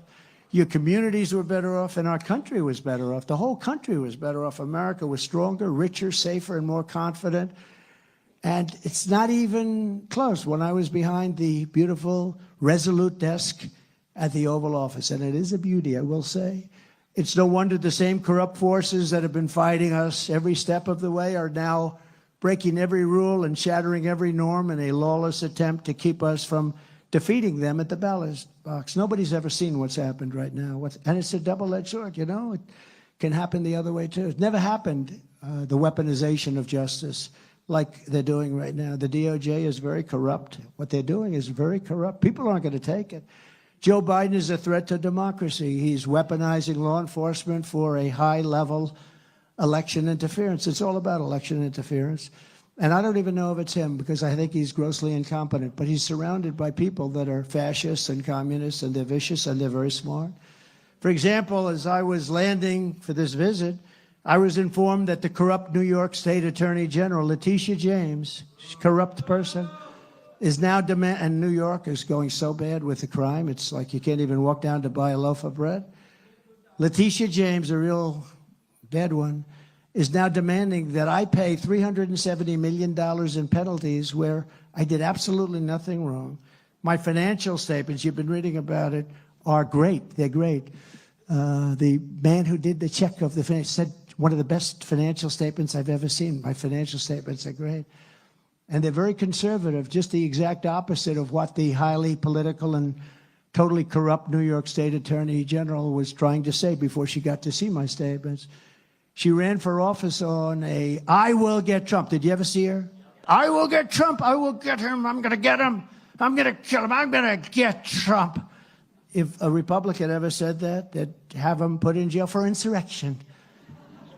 She and the judge fraudulently valued Mar-a-Lago in Palm Beach, Florida, which is probably the greatest home in America by far, at $18 million. Now, it sounds like a lot, but it's not, because it was good for their narrative doing that, and it was fraudulent for them to do that, when in fact it's worth 50 to 100 times that amount. We had people come in $1 billion, $1.5 billion, whatever, but it's a very valuable property. But they said, the judge said it was $18 million. I had people call up, I'll take 5. They never use the New York State statute. They have a statute that they use. It's vicious, vicious. They never used the statute for this before. I was not allowed a jury. I had no jury. It's up to a judge who comes out of the clubhouses of New York. Think of that. How would you like to be in that position? There was no victim because the banks made a lot of money. Good, great loans. The banks testified. In particular, one bank testified, great, everything was great. There was no default, there was no damages, there was no nothing, only a very happy bank that got 100% of its money back, and in addition to getting its money back, made tremendous profits. This case should never have been brought. It should be in the commercial division. The rig judge would not let it go, that he wouldn't allow it to leave his side. He took it, and usually it gets sent in because of its complexity, although it wasn't complex because it turned out to be very simple. The statement is phenomenal. They said the best statement he's ever seen, and should have never been allowed to be presented to this judge. It should have gone into the commercial division like all other cases like this, but he kept it. And he's a radical Trump hater. He hates Trump, like with a passion. I guess, I don't know what it is. He has a passion for hating Trump. And I should have never been gagged. They had a gag order. They wouldn't let me talk. I can't talk about certain very important things, much more important than people understand. The judge ruled that I was guilty before he even started the case. In fact, I got a call, sir, you've been found guilty. I said, no, the case starts in 2 weeks. I know, but he found you guilty before the case starts. Other than that, it was an extremely fair case. Now the corrupt AG just announced a little while before I walked into the doors. So, if you don't mind, I was a little bit angry when I walked in. Did you notice the anger? Maybe not. But the corrupt AG wants $370 million as a fee for what I did, and I did nothing wrong. Nothing. $370 million, which is much more than any loan, much more. That was peanuts. This is weaponization at a level that nobody's ever seen. So violence is out of control. People are fleeing New York. Businesses are fleeing New York. Car thefts are up 191% in New York, 191%. They should pay me, but it's prosecutorial misconduct, and it's a DOJ witch hunt because it's in total coordination with Biden's deal. So they're charging me $370 million fine for making a very small loan that the bank wanted to make, because that's what they do. They loan money, and they love my statement. They're like me. But I borrowed the money for that reason. The bank wanted me to, but you know, they are in the business of loaning money. That's how they make money.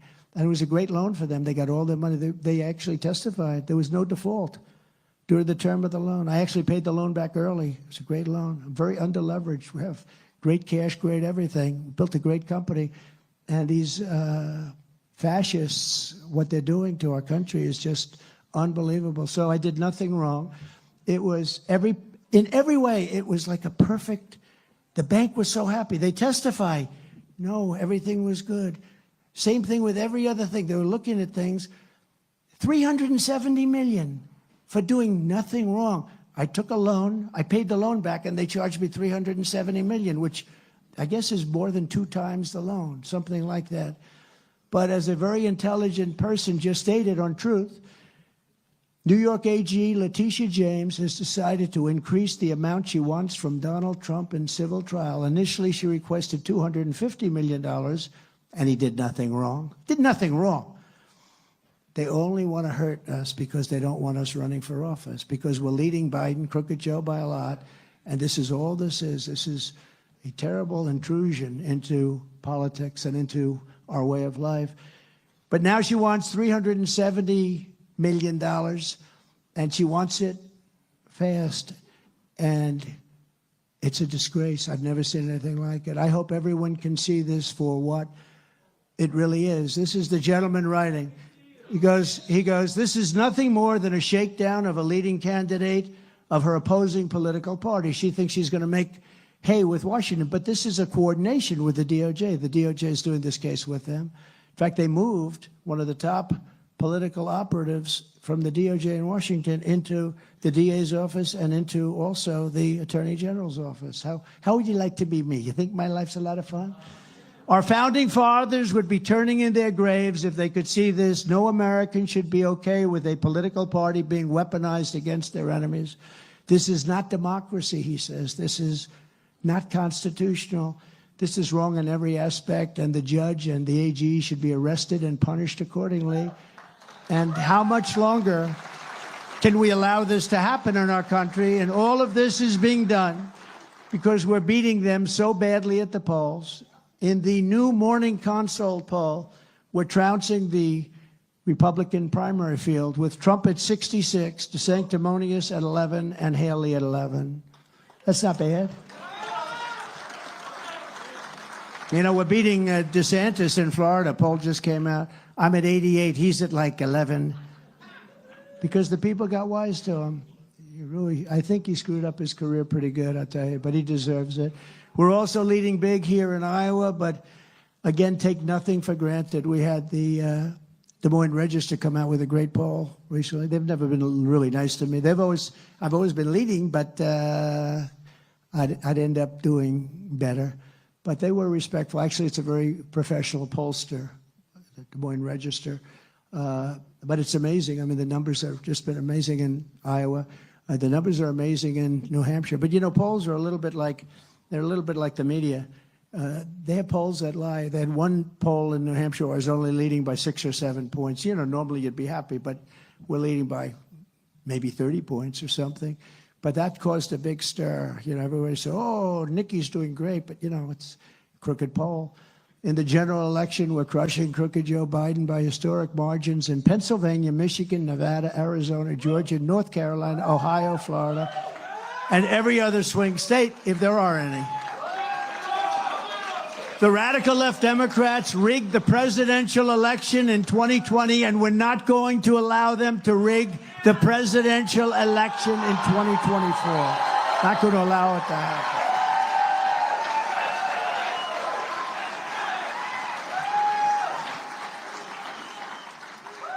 It's a little hot. You know, this room wasn't designed exactly for this many people. I'm sitting up here, it's like 200 degrees in this damn room. I'm trying to be cool, but if you don't mind, I'm going to just do this a little bit. Every time the radical left Democrats, Marxists, communists, and fascists indict me, I consider it a great badge of honor. And it's true, it's true. I'm being indicted for you. I'm being indicted for you. Never forget, our enemies want to take away my freedom because I will never let them take away your freedom. I'm not going to let it happen. They want to silence me because I will never let them silence you. And in the end, they're not after me, they're after you, and I just happen to be standing in their way. But this is big stuff. This is far more than a campaign. This is the greatest political movement in the history of our country. I look around and see all the MAGA shirts and Trump and MAGA. Like that beautiful woman back there with her Trump sweatshirt. I like that sweatshirt a lot. But together we ended the NAFTA disaster, the worst trade deal ever made, and replaced it with that greatest trade deal maybe ever made, USMCA, and all of you are beneficiaries. You were getting killed for decades with NAFTA. Now you got, you know why I know it's good? Because Mexico and Canada are calling every single day. They want to renegotiate the deal. They said, nope, the deal's no good for them. That makes me feel good, you know, because I'm negotiating for you. Because with NAFTA, they wouldn't let us negotiate anything. I took on communist China like no administration in history, bringing hundreds of billions of dollars pouring into our treasury when no other president had gotten literally 10 cents from China. Not one president got a dime from China. I then gave the farmers of our country $28 billion straight out of the tariffs I took from China, a large part of which came to a particular state known as Iowa. Have you heard of it? Have you heard of it? And just as I promised, I also stood up for Iowa ethanol, and I stood up under a lot of great odds, and I did it myself. I didn't have a lot of help, I have to tell you, from some of your people. I didn't have a lot of help. I issued a historic rule declaring that E15 would be made available all year round, right, instead of the 8 months, and letting them use the existing pumps, which saved hundreds of millions of dollars and created a lot of jobs that otherwise wouldn't have been created. I said, what's better, the older equipment or the new? And I'm not surprised to hear it. I hear it all the time. Well, the older pumps are much better. They're much stronger. They're made much better. I said, let's leave them, right? Let's leave them. They're actually saying it's better. Ron DeSantis spent his entire career as a raging opponent of ethanol. He will destroy ethanol. I will protect ethanol for 4 more years in the White House. And I think for Iowa, that's a big thing. Before I even arrive at the Oval Office, shortly after I win the presidency, and we win the presidency because we're going to do it together. It's we more than I will have the horrible war between Russia and Ukraine settled, absolutely settled, and we will restore peace through strength all over our planet. And I'm the only candidate who can make this promise and mean it. I will prevent World War III. You are very close to a world war. You know, you don't have to be into it too much to know. You just have to see what's going on. You are very close to a world war, and it would be most likely a nuclear war. And if it's a nuclear war, it's obliteration. It's a level of power that nobody's ever seen and that nobody can even express and that, frankly, shouldn't even be talked about. You know, we wouldn't talk about it in my administration, and nobody else did either outside in other countries. But we wouldn't talk about it. Now every day they're talking about nuclear, nuclear, nuclear, nuclear. It's so devastating. You just don't talk about it. Don't talk about it. I will end Biden's inflation nightmare, save our nation from debt and economic despair. And we will, right from day one, we're going to drill, drill, drill, drill, baby, drill. Somebody said, an oilman told me, and he's a great guy, a very successful guy. They say, he looks at a piece of land, he takes a straw. Now it has to be a paper straw, so maybe it doesn't work, you know? You know, the paper straws come wrapped in cellophane. Do you ever see this? I mean, what's going on? You got paper straws, they're wrapped in cellophane. This country's gone wild. But this man, he's such a great oilman, a really amazing guy. He takes a straw and he puts it into the ground and oil comes out. The big companies go out, they spend billions looking for oil. This guy looks just like this, just a straw, and the oil comes out.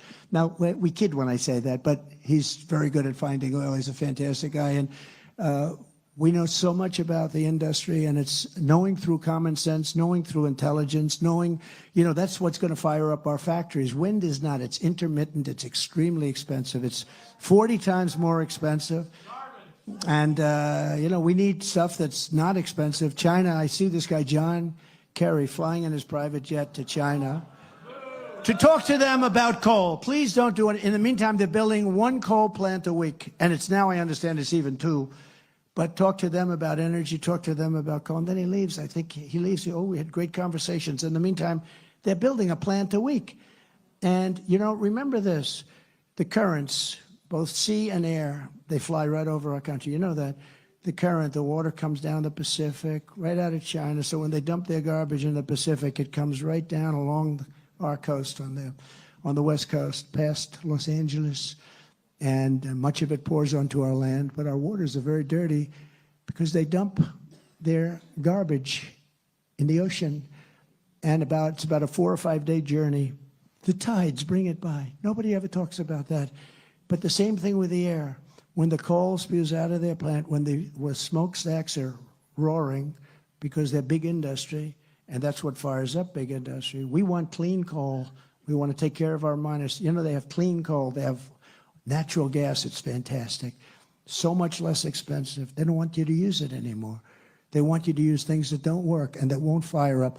But when they fire up their plants and all of that pollution comes over the seas and it comes right over our land, and then they want us to have clean. I say, wait a minute, we're going to be clean, but it's all flying. Just remember that. Does that make sense? In other words, it's all coming through the currents, through the air. It all comes. They can name it. They can say exactly where it's going to be and when. And here we are, you know, working to try and compete with them. And they're using fossil fuel, and we're supposed to use wind. Wind. And by the way, you know who makes the windmills? China makes the windmills. And they say that if you're a big believer in this, that the pollution coming from the making of those massive steel structures is so great that you can never save on the environment because it's so great, if you're a believer in that. But they're made all in Germany, and they're made mostly in China. We're such fools, you know, we're such stupid fools. We had a very interesting time because in 2016, I used to talk about the border because the border was bad, but nothing like it is today. But I think I won maybe on the border to a certain extent. And I did such a good job that in 2020, I couldn't talk about it. You know, they wouldn't let me talk about it. My people said, well, I don't want to say like Biden. They said, you know, where he says, they wouldn't let me. You're president, you can do whatever you want. But my people said, it's not a good thing to talk about it because, sir, nobody cares about it. Because I did such a good job with the border that they said, nobody wants to hear it, sir. They forgot. I did such a good job that it was no longer an issue, and that's okay. But now it's so bad, the border is a very big thing. I think the border is the economy and the border and inflation, which is part of economy. But it's something we have to talk about. And if we don't straighten it out, we're not going to have a country. We're not going to have a country. So I think the number will be more than 15 million by the end of their crazy term. And if that's the case, that's bigger than New York State. And many of these people should not be in our country. On day one, I will also cancel crooked Joe Biden's insane ethanol-killing electric vehicle mandate.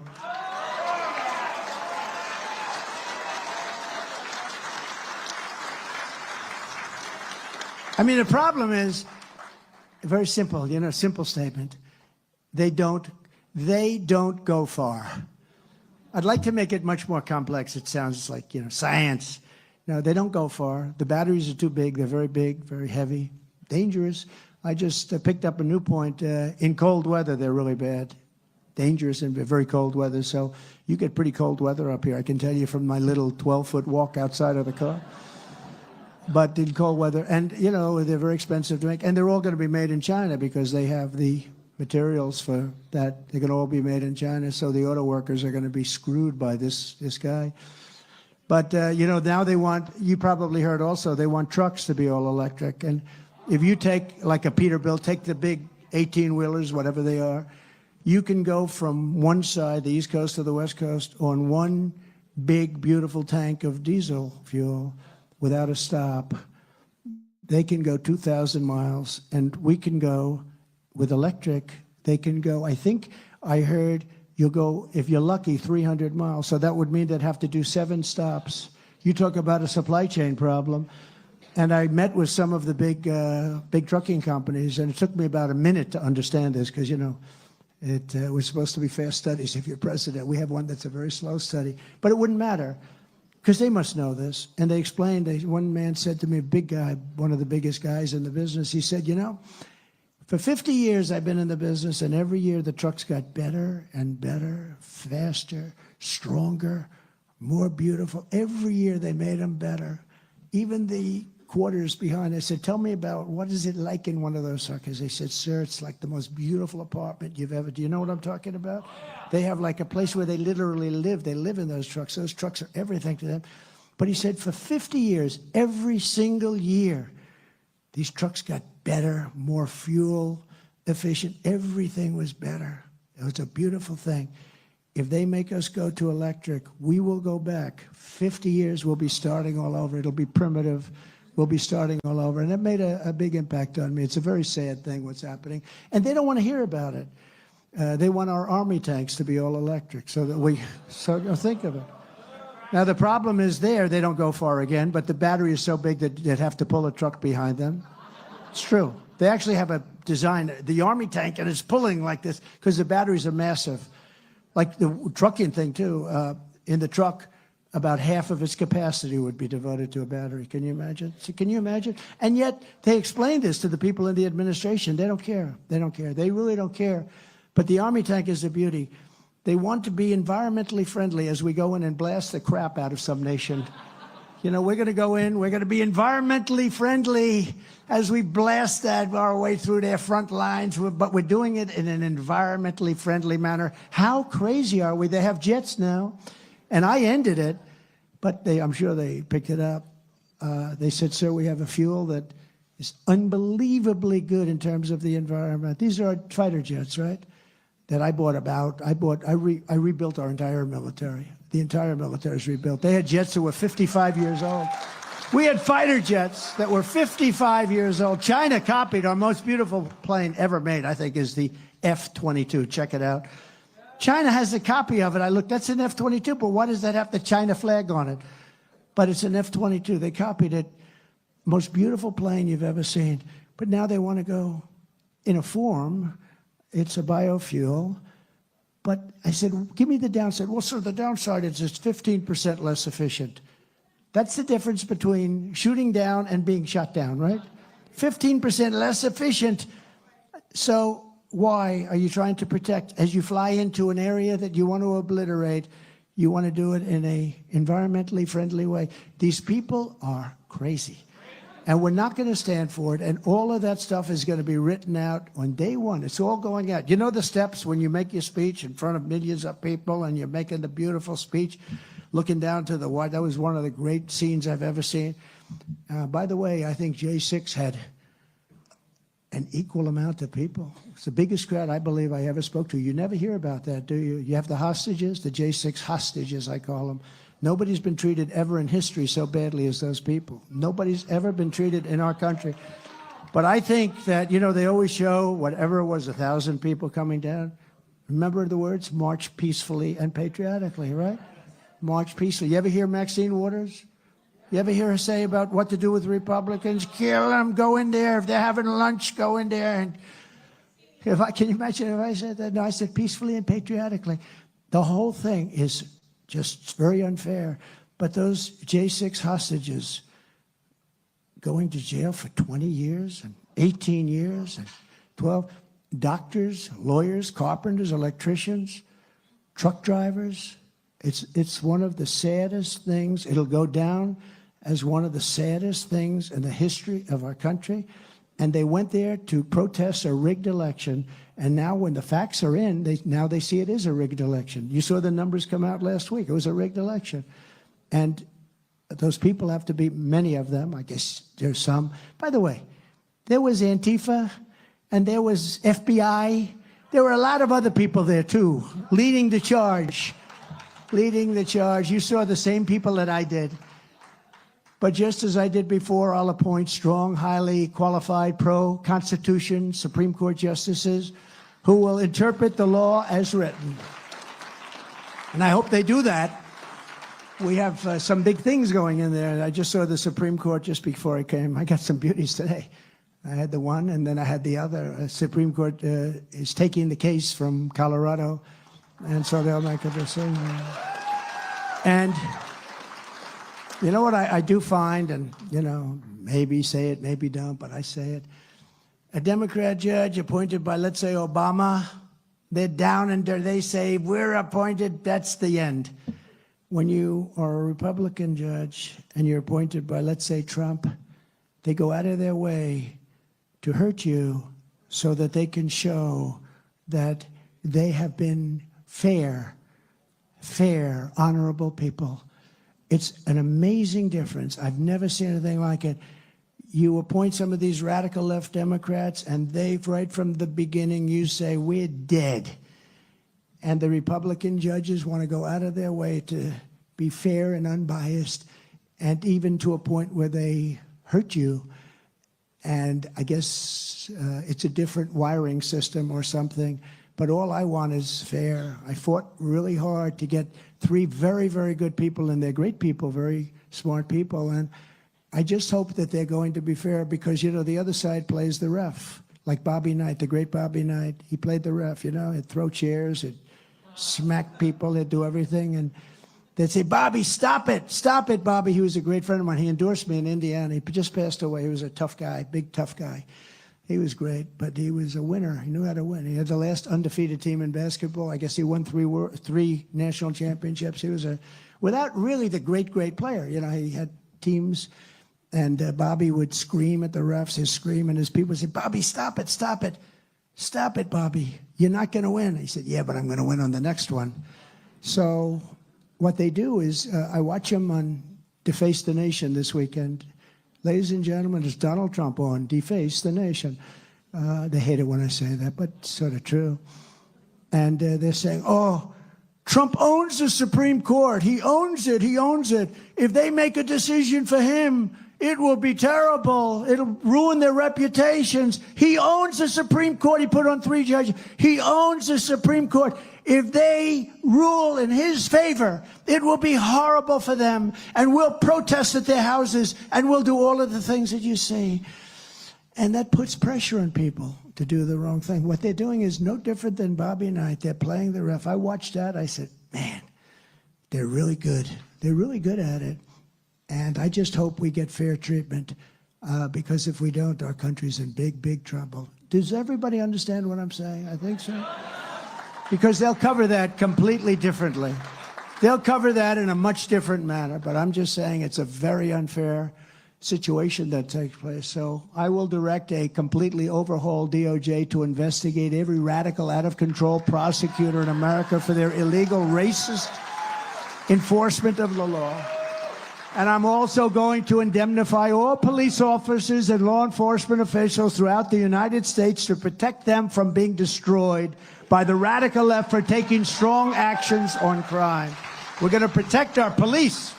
They're afraid to do anything. They're told not to do anything. When they walk into a department store in Chicago and they walk out carrying television sets and everything else, and the police, they want to do something, but they're told not to do it.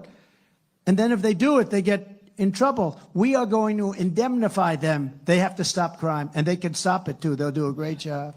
We're going to rebuild our cities into beacons of hope, safety, and beauty better than ever before. We're going to rebuild our cities. Our cities are in trouble, and we'll work with Democrat mayors and governors if we have to, but we will. No, we will. Look, they are all run by Democrats, and they are all just about in horrible shape. Safety will again be restored so that children can go outside and play in the park without being beat up, molested, or shot. Is that okay? Even if you're in Iowa, you like that one, right? You know. Because what's happened to our cities, you have to see, you wouldn't even, they're not even recognizable. You know, San Francisco, I own a big building in San Francisco, and San Francisco was a magnificent city 10, 12, 15 years ago. And today you look at what's happened to San Francisco. It's so sad to see it. But all of them, Chicago, New York, Philadelphia, Los Angeles, all of them, they're all run by Democrats. We're going to fight to give you much better health care. We want to give you much better health care than Obamacare. Now, look, I'm not, you know, they like to cover that. We're going to give you, Obamacare is a disaster. It's very expensive for you. Forget about for the country for a second. For you, it's a horror show. There have been tremendous complaints over the last 2 years, especially recently. We're going to get you much better health care at a lower price for you. And that will be either working on Obamacare or doing something new. But we're going to give you much better because you have lousy health care and it's too expensive. On day one, I will sign a new executive order to cut federal funding for any school pushing critical race theory, transgender insanity.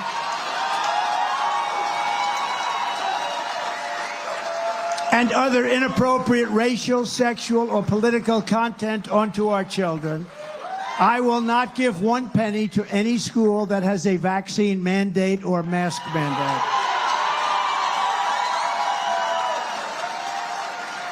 And who believes I have to say this, but I do, and I will keep men out of women's sports. Okay? I will fully uphold the Second Amendment. We will protect innocent life, and we will restore free speech.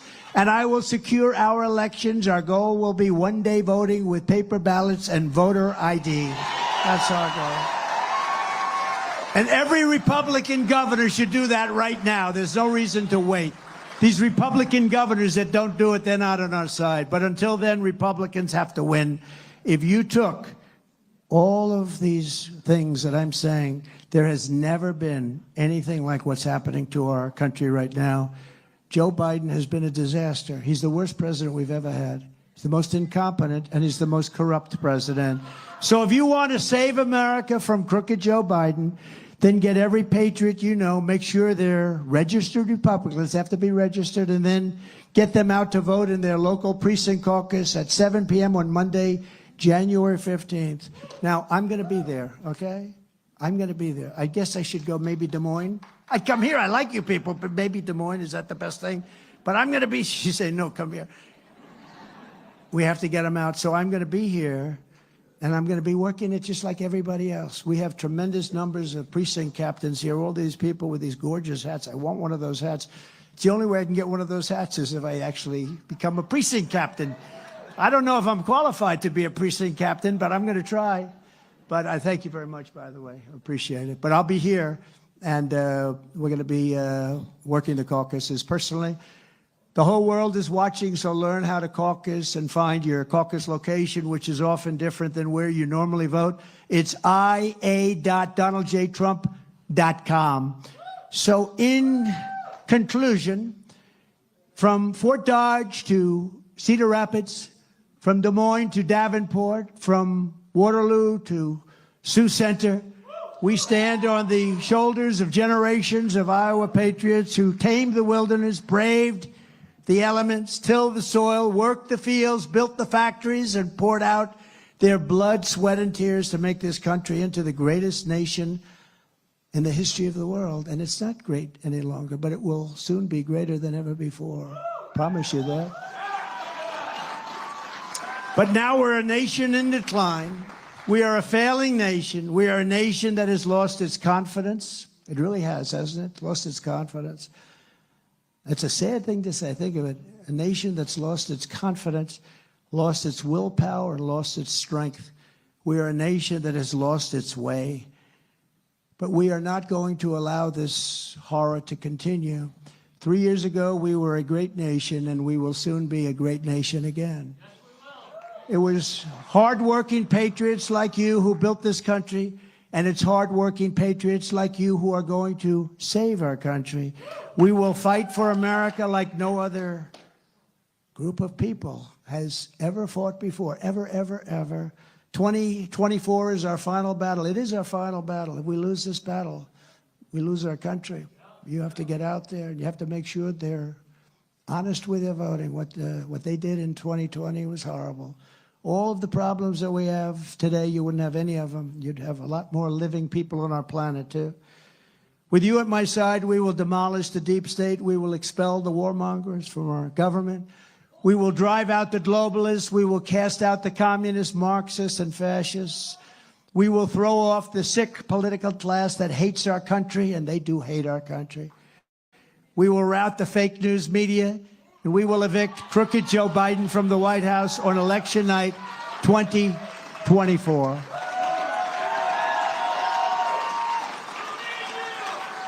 The great silent majority is rising like never before, and under our leadership, the forgotten man and woman will be forgotten no longer. You're going to be forgotten no longer.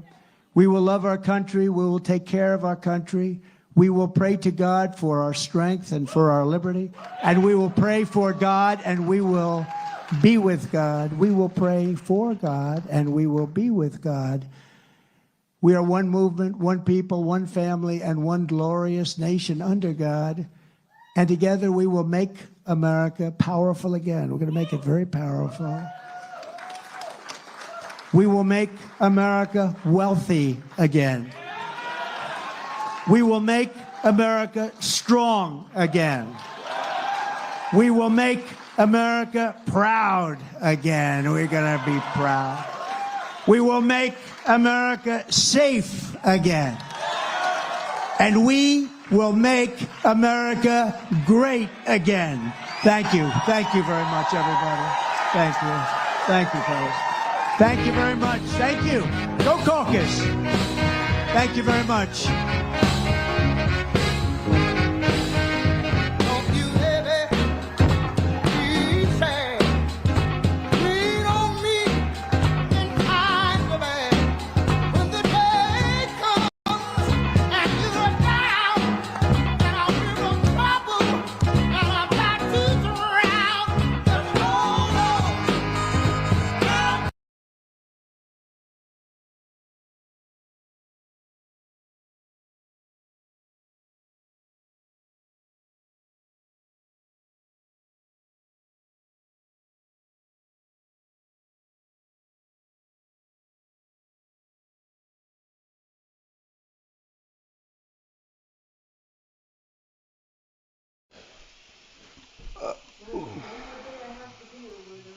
Right.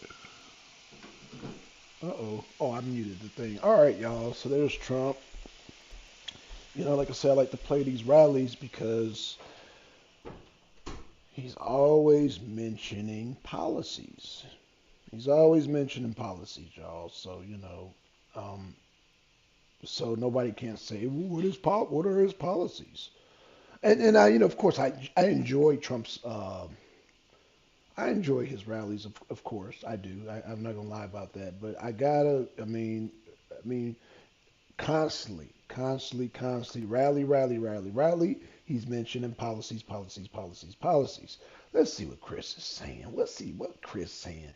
Yeah, he trying to get on the black man's side, play that music. Um, I actually don't like the song, Chris, but I do like his policies.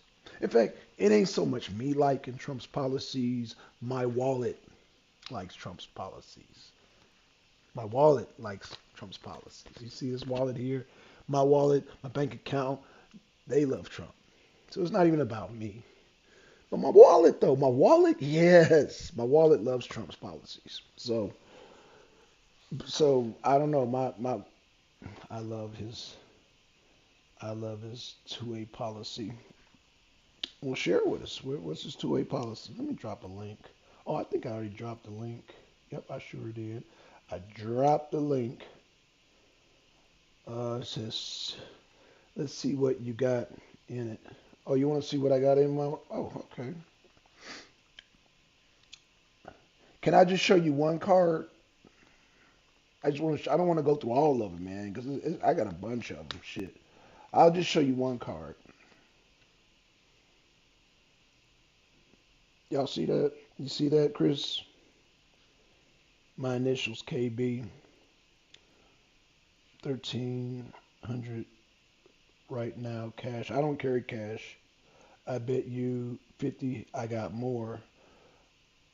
More as in what? I'm confused. I don't have cash. I don't carry cash. I don't carry cash, bro ham. But if you wanna, you're saying you got 13. You got 13, huh? You got 13. Mm, you got 13. I know that one's 25. The Kroger. That one's 25. And this one, Chris, this one's 35. That's 35. So yeah, but no, I don't carry cash. Now this one right here, this one right here is pretty good. Oh, I don't even like showing this one. This is a Visa. This is a Prime Visa. I don't like Visa. I like MasterCard. I don't like Visa. So I'm not, y'all didn't see that because I don't even like showing my Visa. But I like showing, So anywho, let me stop doing that. But yeah, my wallet likes Trump's policies. My wallet likes Trump too. So say, nah, pull that out when the end of days come. There is not gonna be no end of days. But I'm not going to even show you. I don't even want to show you my arsenal. But let me just say this, Chris. Chris, and you know, I'm plant based, but I shoot like 2 squirrels a day. And what do I do with the squirrels? There's like feral cats that hang around my house, but I shoot 2 of them just to keep up my shooting skills. Because, like I said, if you can shoot a squirrel, which is very small and they don't keep still, you can shoot one of those. You can shoot anything. I shoot 2 squirrels when I come home. I shoot 2 squirrels a day, and the feral cats they love it. They love it, man. I got some fat feral cats in the back of my yard right now, man. There's one that just gave baby. Like the feral cats are like, yo, this is paradise because I'm knocking off 2 squirrels a day, and so the cats are just, man, the feral cats are loving it. They are loving it. So yeah, but yeah, I'm pretty good. I'm pretty good with the crossbow, so I'm not wasting. See, a lot of y'all think, you know, shooting squirrels, you use like regular caliber bullets. No, no, no. You use a rifle, or you can use like a crossbow. And um, needless to say that, yeah, when you talk about the end of days, right? So I guess, Chris, you know, when shit hits the fan, the deers and all that, the animals are going to be gone within less than 2 weeks. I don't care what state you live in, the animals are going to be gone because the hunters already know they're going to take out the meat, so there ain't going to be no meat left for your city folks. You know what I'm saying? The people who are not, like I said, I'm shooting 2 squirrels a day, so I know I'm pretty good. I'm pretty good. I'm pretty accurate. So yeah, let's see. I have 80,000 pool able in my one car. Okay. So wait a minute, hold on. You said that shit you ain't gonna pull it out in days, and then now you have 85,000. You confused me, Chris, but it's all good. Yeah, it's all good, man. I'm having fun tonight. It's Friday night. I just watched the Trump rally. I done played the game. You know, let me cut the game off because I'm not even playing the game, man. I'm not even playing the game. I was supposed to meet some people on the game. They're late, so oh shoot! I got food. I'm cooking. Damn. Shit. Hold on, y'all. Hold on. Let me play some music, y'all. Let me play some music. I'm be right. I damn boiling water and I fucking. Hold on, y'all. Hold on. Let me play some Friday music here. Give me 1 second. I'll be right back.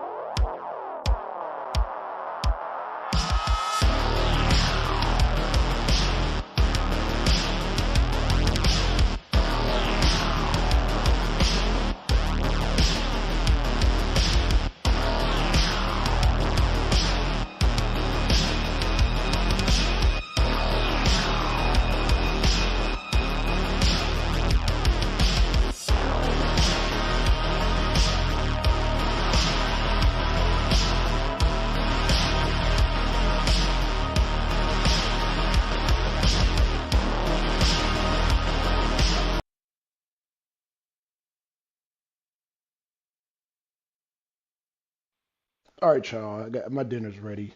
So I'll be doing a show tomorrow. Thanks for coming out, Chris. Oh, MD's here. Oh shit. Hold on. Oh shit. Hold on. Damn, damn, damn.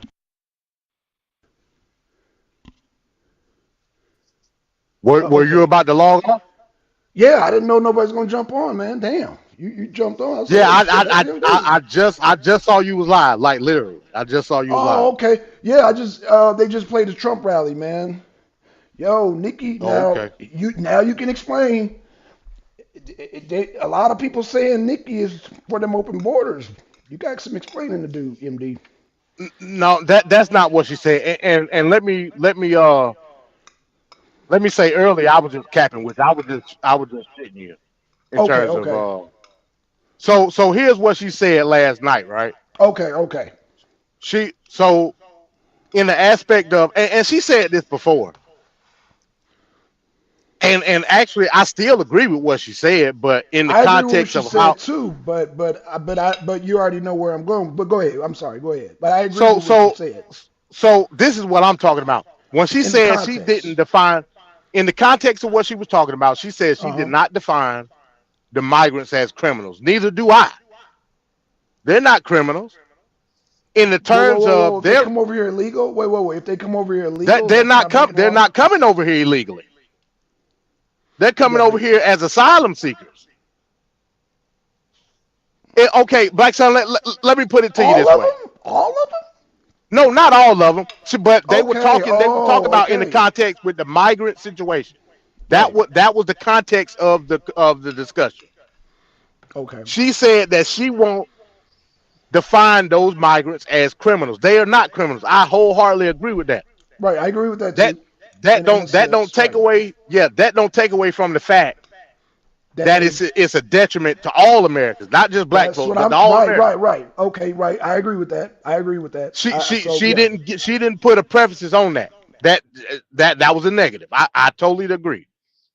The second thing, I think I honestly think that she made up for the whole civil rights thing, but it was too little, too late in terms of how she said it because she was Actually, trying I'm to. not even tripping that. I'm not even tripping that because of Yeah, what you but said. I'm You saying she said, was trying to toe the line.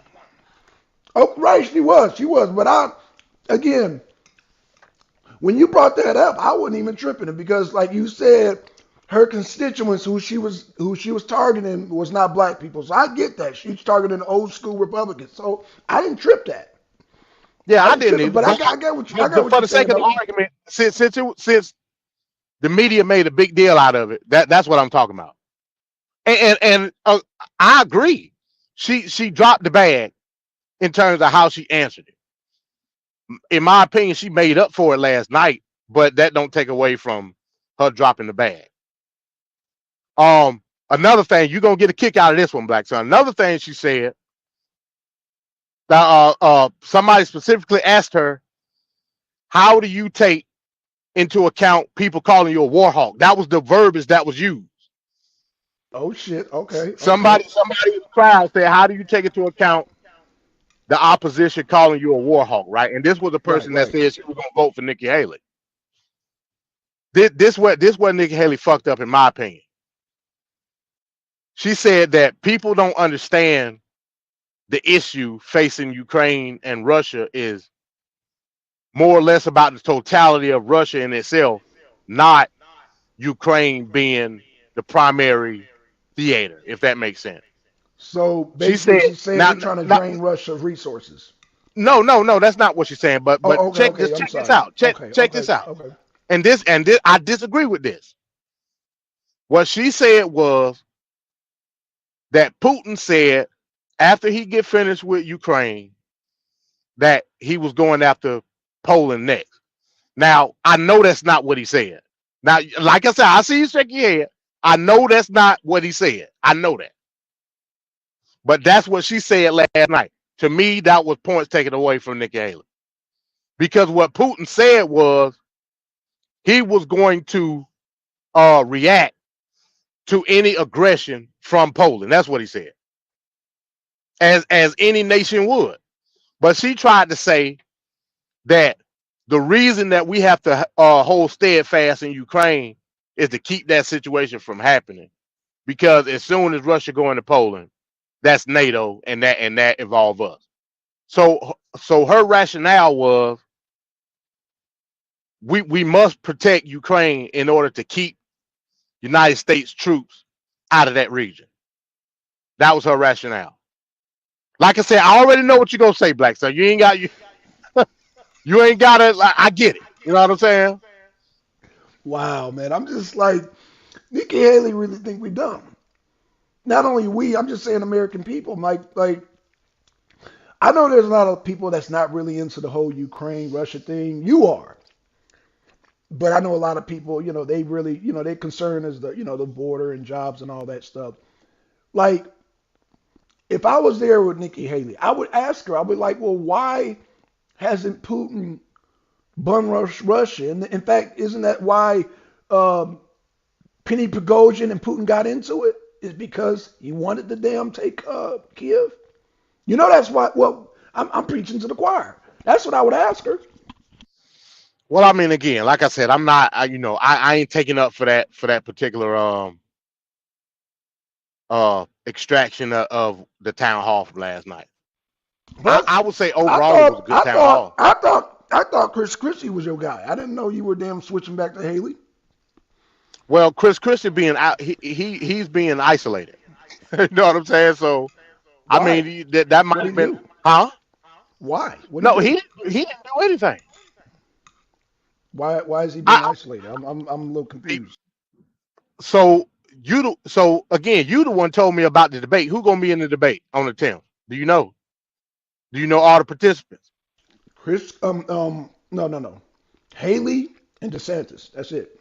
That's it. Okay, That's he's it. being isolated.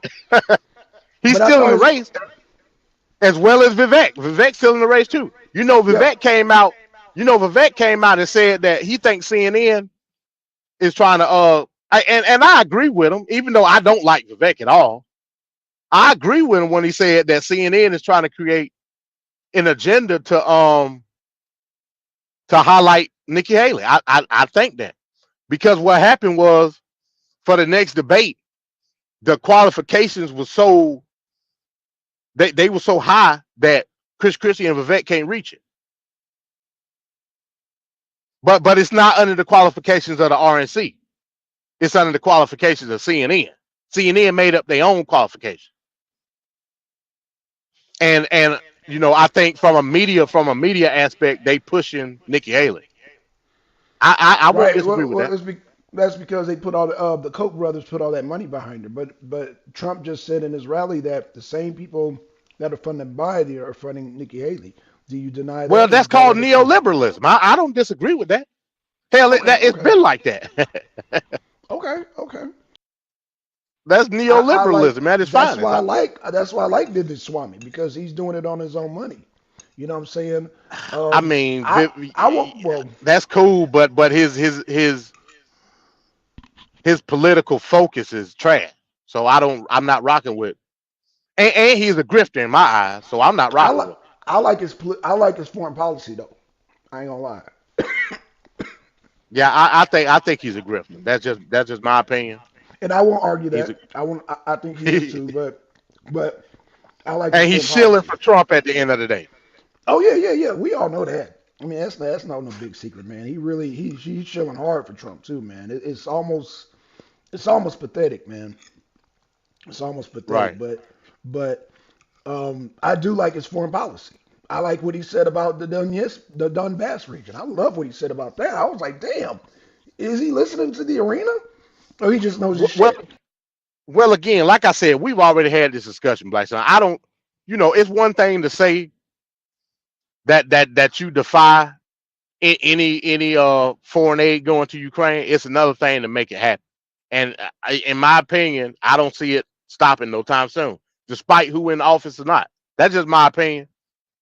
I think he, But you will agree that it'll start faster under Trump than it will Biden. well, define fast, Um, less than a meaning that year, it'll less than a stop. year, less than a year. I don't believe that. I just Okay, don't believe it. okay. less than a Oh, year, please. uh, a year quicker than Biden would. How about that? I mean, shit. According to how it's going, Biden don't want it to ever stop. You know what I'm saying? Until a certain goal is met, and I don't think it's even a political goal. It's an economic goal, but that's just me touting something. But yeah, I was hopping on, man. I like I said, I didn't know if you was finna get off or what. I had thought you had just started. I didn't know what the hell was going on. No, no, I played the rally. It started actually at 5, and Trump was actually, well, I ain't gonna say he was on time, but he was within the time frame. So I was like, oh shit, okay, because you know how they talk Chris, and Chris said he hate to agree with me on what position, Chris? oh shit. You talking about Vivette? But yeah, I mean, I don't think it's gonna stop. Yeah, I am in the KW. How you can tell it's a KW? What you can tell by the lights, I guess you a fellow trucker, huh? Yeah, I'm in the KW. Big Kenworth, T680. I don't ride no manual shit. I'm past that. I You don't want say to do. you Hell, too I don't old for want. that, huh? You too old for that, Yeah, huh? I don't want to do no manual driving. I don't fuck that. I'm Nothing good. wrong with that, brother. Nothing wrong with that. Nothing wrong with I'm that. good. I Put ain't me in mad a at nice you. automatic. Yeah, yeah, I had my growing pains with manuals. I'm good. I'm good. I deserve the right yeah. to drive an automatic truck after all the damn stick shifts I done had. It ain't fun driving no 10 or 13 speed through the mountains. It ain't fun at all. I don't fuck that. I'm good. I'm good. But yeah, hey, what I wanted to do, Black Son, I wanted to put up the actual definition of black. Okay, okay, Just so we can dead this shit once and for all. okay, All right, I'm gonna send you. Hold on. I'm gonna send it to you in the private chat. okay. No problem. Give me 1 second. Okay. Oh shit.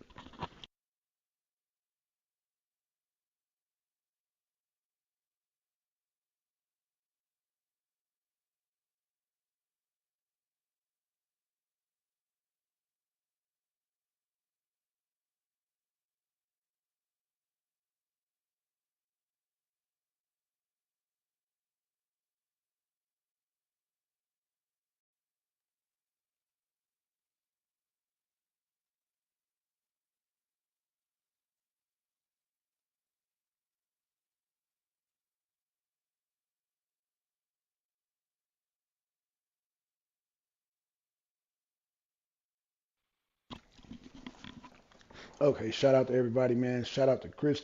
Chris, I didn't know you were a 3%er, man. Um, didn't know you were a 3%er. Are you here in Georgia? It's funny because I know a Chris who's the head of the 3% here in Georgia. Blood Agent is actually the leader. He is the man of the 3% here in Georgia. So that's interesting that your name is Chris and you're a 3%er. Very interesting. Oh, Pennsylvania East Coast. Okay, okay, okay. Do you know Blood Agent? By the any, or you probably okay. You probably just a different set of militia because we have a GSF out here in Georgia. So I don't know if you're familiar with GSF here in Georgia, but yeah, Blood Agent. He's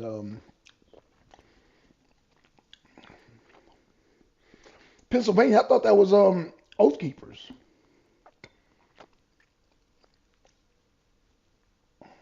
I don't know Pennsylvania was Oath Keepers, but correct me if I'm wrong. I'm not too familiar with Pennsylvania. Was a diamond. Was a diamond. Okay, okay. 3%er with a diamond. Okay. You're a biker. Okay, okay. I'm thinking militia. Okay, was a diamond. Okay. I need to have you on at sometime, man. need to have you on sometime, man. Do an interview, man, because I know in Pennsylvania you have the Warlocks up there, right? No, no, no. I forgot the name of that damn club up there. The Warlocks, the Pagans, no, no. Is it the Pagans? I think it's the Pagans. Yeah, the Pagans are real heavy up in Pennsylvania, if I'm not mistaken. The Pagans, yeah, the Pagans. Yep, Pagans. Ah, you got me. Yep, yep, Pagans MC. Okay, okay. Yeah, man. Yeah, man. You got to be. Oh, yeah, yeah, yep, yep, yep. And I know you guys go all the way up into Canada too, right? If I'm not mistaken, I think you guys go all the way up in Canada. So, shout out to y'all, man. Shout out to the shout out to the Pagans, man. But yeah, I know you guys. I think you guys go all the way up in See, I'm not familiar with Canada, but I think it's Montreal or is it Quebec? You know, I'm not good at knowing regions in Canada, but I know the pagans spread all the way up into Canada, if from what I understand, uptown. Okay, okay. Shout out to you, Chris, man. I wish I can get an interview from you, bro. But I know a lot of clubs they not down with interviews, so I respect that. It's rare that I can get a damn interview with a damn member. So yeah, shout out to you, Chris, man. Yeah, man. Shout out to everybody that showed up, man. Shout out to Deacon. Shout out to Twin. Yeah, man, Chris. I just like I said, I like the plan. I mean, you know, I ain't gonna lie. I do like the Trump rallies, but I do this so over and over again. We hear the policies. We hear the policy. You know, Trump, and to me, he has an entertaining way of telling the policy. You know what I'm saying? You know, Trump is very entertaining, in my opinion. And um, now, I don't want people getting too entertained where they don't hear the policy, but I mean, the way he does it, he structures it, he's telling the policy as he's entertaining us. So, um, you know, like I said, that's why I enjoy his rallies. Now, Nikki Haley and Ron DeSantis are having a debate the same day Trump is having his rally and Vivek Swamin is having a rally, and it's all in the same city. So, what I'm going to do is I'm going to pay Trump live, and I'll probably go back. Now, you know, MD's going to watch Nikki Haley and Ron DeSantis, and he's going to give us the lowdown on that.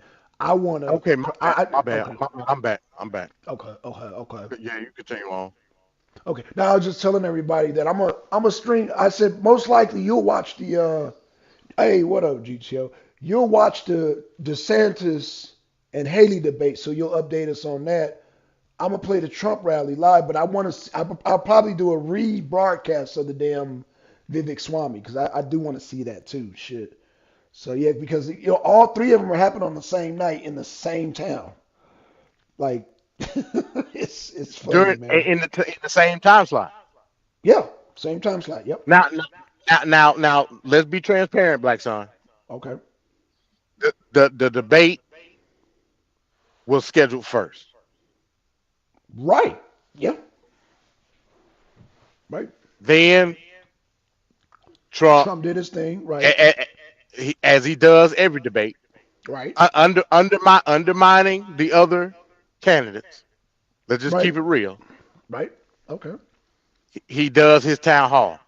Right. Vivek is doing his town hall based on the fact that he can't participate in the debate.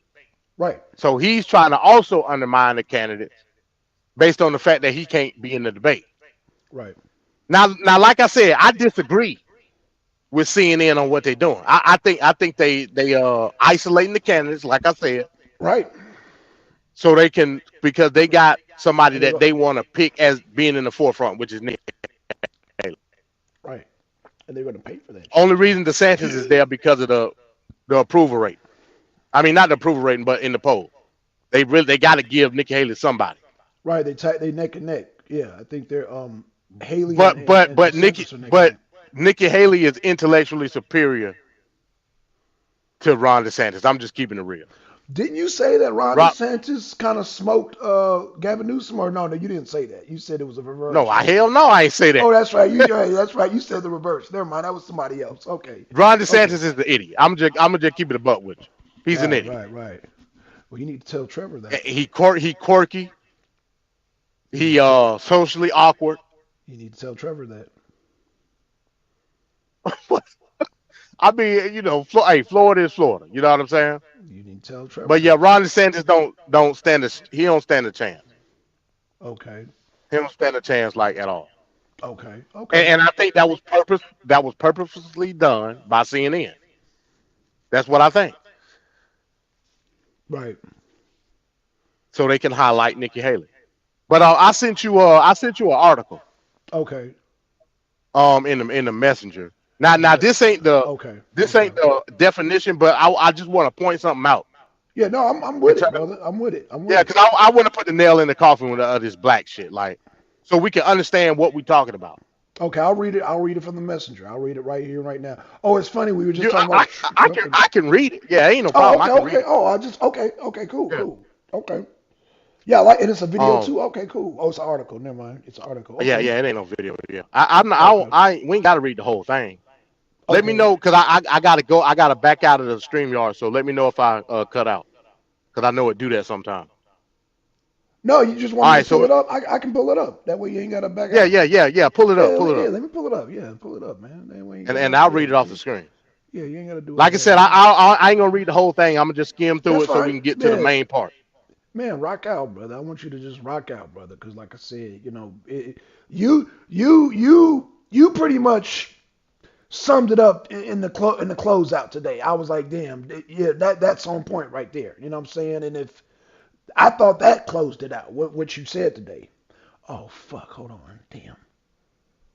Oh shit, god damn it.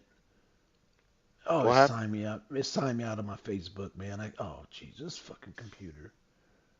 Oh shit. Hold on, let me see if I can log in.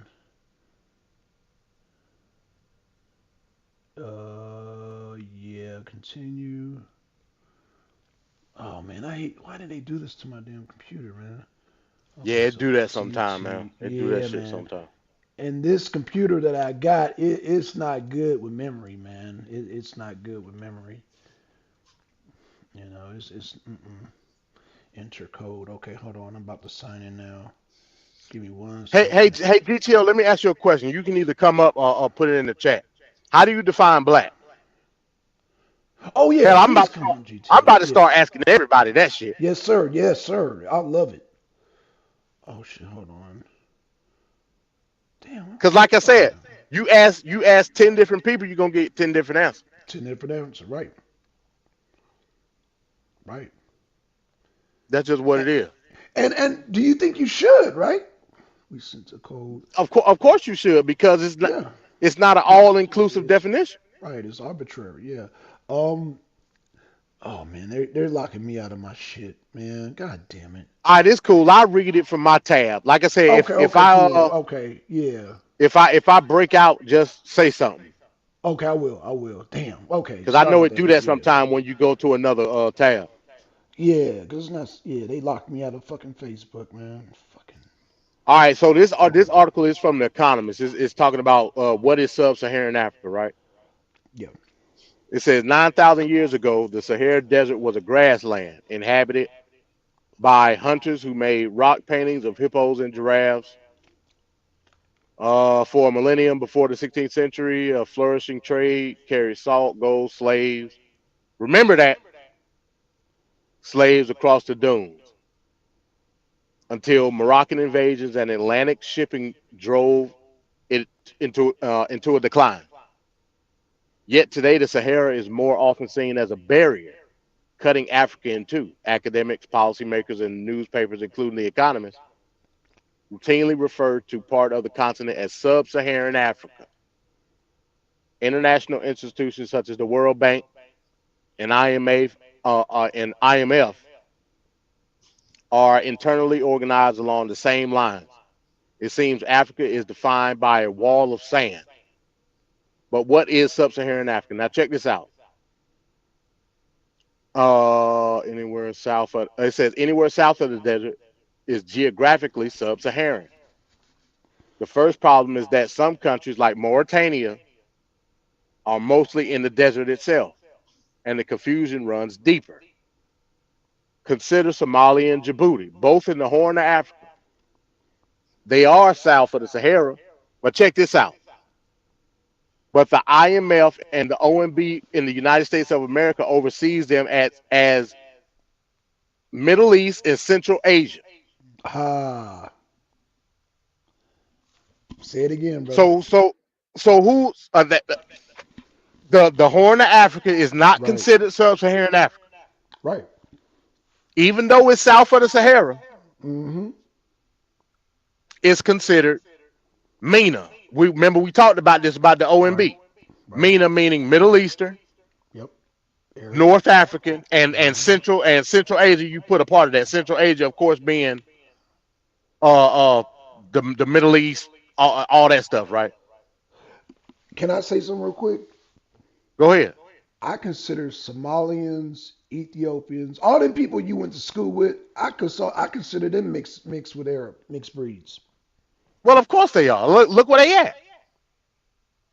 Okay, okay. I just want Yeah, to. Okay, yeah. The Horn of Africa and North Africa, right. because But that's East Africa though, right? That's more east. well, yeah, that's East Africa, but they still got access to Saudi Arabia, Yemen, Yeah, yeah. all that. That's right. It's literally right over across the sea. Yeah, exactly. Yep, I agree. That what on the Horn of Africa and Yemen damn near touch. Yeah, But what I'm saying is, as a totality, when we dealing with the Middle East, East Africa, North Africa, all that had access to each other right. with other Mediterranean countries like Exactly. Greece, Saudi Arabia. Yep. Yep. Southern Italy, Yep. and all that shit had access. In the ancient world, the trade routes went through those places. That's right. Yeah. It didn't go through Nigeria. It didn't go through Congo. Mm-mm. We didn't know what the hell was going on in anywhere else but where we was at. Right. We didn't have access to the trade routes like they did. The only time we knew that the rest of the world existed is when them goddamn Berbers and them Arabs came Right. and kidnapped our ass and put us into slavery. That's a fact. Let's just keep it a buck.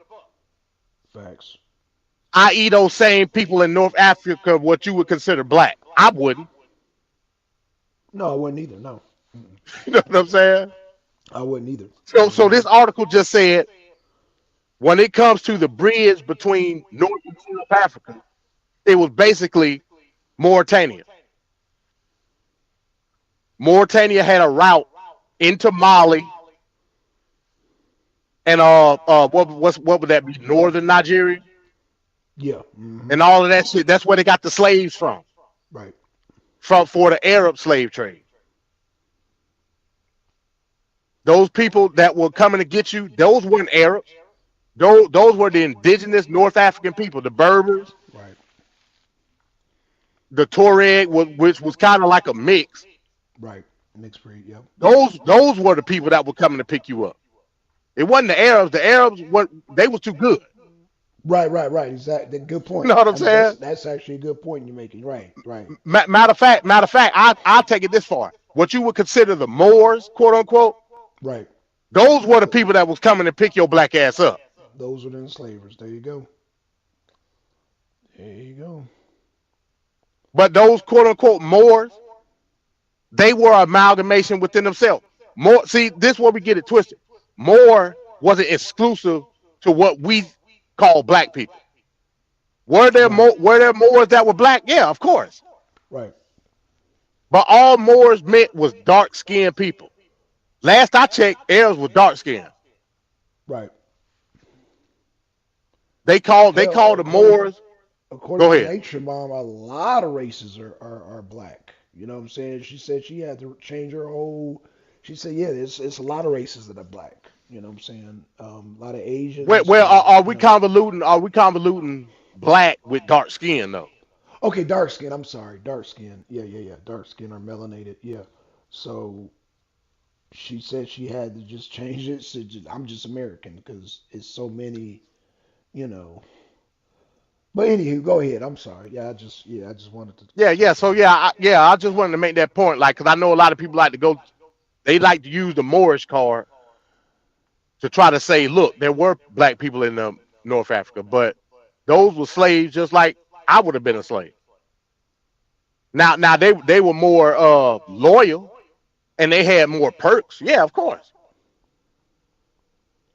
We're But if we all go if we gonna equate it, huh? we're all Moors Islamic. Yes. Okay, gotcha. Okay, all right. That's all I want to know. Yeah. All right. Okay. All Moors was Islamic Okay. That's all I need to know. because they were mimicking the ideology of the slave master, There who you was go. also a Moor. Thank you. Thank That's where it come from. you. Thank you. That's all I need. Just for the record, brother. Just for the record. Thank you. That's just Yeah, I for the mean, yeah, record, they brother.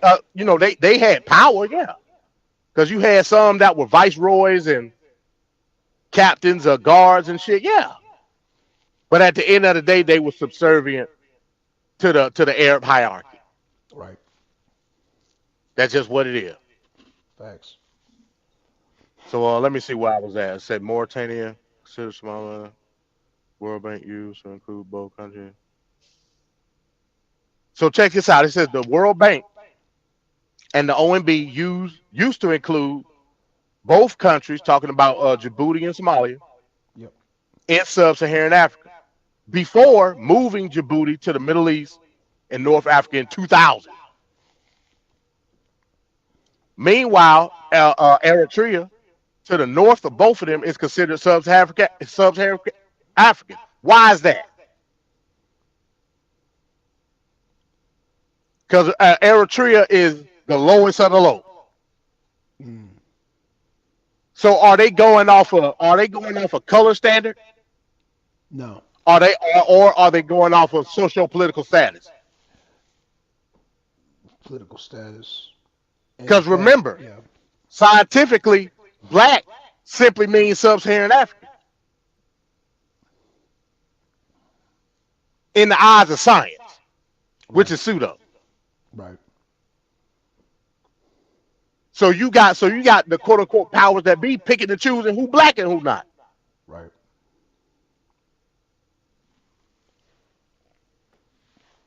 That's the insanity of it all. Meanwhile, us over here in the United States, I would make the argument that black is only exclusive to us because the I concept agree. didn't exist until it was used on us as a whole group. Agreed. Of course, it was identified prior. Yeah, of course. You had the like I said, going back to the Moors, you had the Sultan of Morocco and his black guard. Yeah. So I'm not saying that the term wasn't used prior to the United States. I'm not saying that. What I'm See, saying is, go ahead. who we need right now is Dembele on this show right now because he needs to hear this because he's hardcore and he don't really, you know, when I'm thinking about all this, I'm thinking about Dembele. But go ahead. I'm sorry. Hey, I understand why. We keep breaking down why. Break it down, I brother. mean, cause he deeply rooted in thinking that uh, uh, Islam is somehow all inclusive. It is it's not, and I proved that during our debate, Oh, you killed talking him in the about debate. You killed yeah, him. talking You about killed is him. Islam in direct opposition to Christianity. But y'all want to go check that out, y'all can check that out. Oh damn, I can't read. Well, I guess that's all pretty much I needed though. So yeah, so I just wanted to give that as a backdrop. Understanding what black is simply meaning sub-Saharan Africa. That's all it means. To me, it really don't matter what you define it as or what I define it as Right, because I agree. I agree. yeah, that's just us shooting the shit. How society defines it, black means sub-Saharan African. That is it. So if we going off of socio political, socio economic uh identifiers, and they can literally go in and pick and choose who's black and who's not, why would I take it serious? These people literally going in and telling you if you black or not based on your skin tone, like Black Son said, not based on culture, like what I said, not based on essence, like Lady Chase said. They basing the shit off of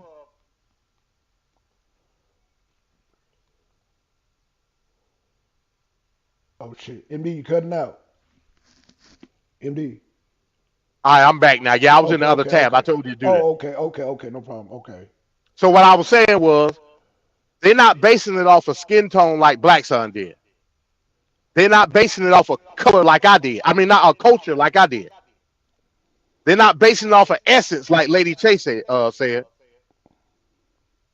They basing it off of a condition in terms of extraction of resources or socio-political status, where they went further south into the Horn and called those people Middle Eastern, North African, then went back up to Eritrea and said, oh, nah, y'all black though. Like, what the hell? When ethnically, them people are the same. You see the wackiness and insanity that we're dealing with in terms of using that shit as an identifier? Yep. Yep. I do. So I can say whatever the hell, I can say black mean whatever the hell I wanted to say. I mean. There you go. That's why I said In the right. there's no right or wrong answer. So that's why I don't understand why there was this like moment, this intense moment where like there was supposed to be a right or wrong answer. I said there was no right or wrong answer. I said that. Right. Well, If you go back and listen to it, I said that. That's just no yeah, right or you wrong. said it. Just define. Yeah. So at the end of the day, what we're dealing with is let me petition my ideology to be the best fit for black. And if you choose not to accept that ideology, I'm going to ostracize you for it. Right. That's what it comes down to, brother. You know, they talked about this in color communism and common sense, what we had That's on right. the arena They books. sure did. They sure did. Yep. Oh yeah. They talked about this very attribute of blackness. He said what? He said, if they don't agree with the ideology, what you do? Call them an Uncle Tom. Right. Ostracize them from the group. That's right. Socially exile. Yep. Because in the realm of communism, there is no individuality. Nope. Hive mind. So at the end of the day, what are we really talking about? You tell me, MD. I What's think really going on? I think subconsciously, like I said, people may not even realize that they're doing it. No, But I think they really don't. But I'm glad you're here to break it down and articulate it because that's exactly what's going on. subconsciously they believe in a socialist ideology. Oh, you break it out. Oh, damn, MD, you doing good too. Come back in, MD. You keep, boy, don't come right back, MD, because you about to you about to set it on fire, brother.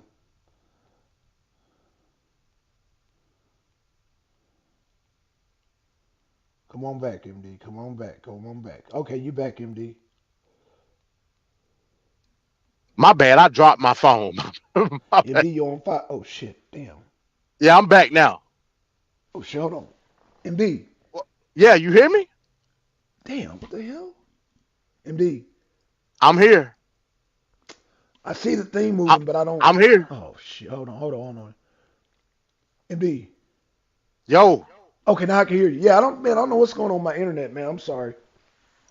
Oh, okay. Yeah, Yeah, I so had to, yeah, no, all yeah. I'm saying is like I think subconsciously people are pushing a socialist ideology under the Right. facade of race. That's just what it is. Right. You see how Right. everything get tied back to the Yep. Yep. true uh uh form of what these people really want. Right. It ain't freedom. It ain't freedom at all. Right. And Huey P. Newton said he was a Negro Red. Pretty much. You know what I'm saying? So again, when we talk about this whole black power ideology, what are we really talking about? It's not freedom, justice, and equality. It ain't that. No. No, it's trying to push an ideology that I don't think people just want to be and Apex said it well, man. You got people that's grasping for power.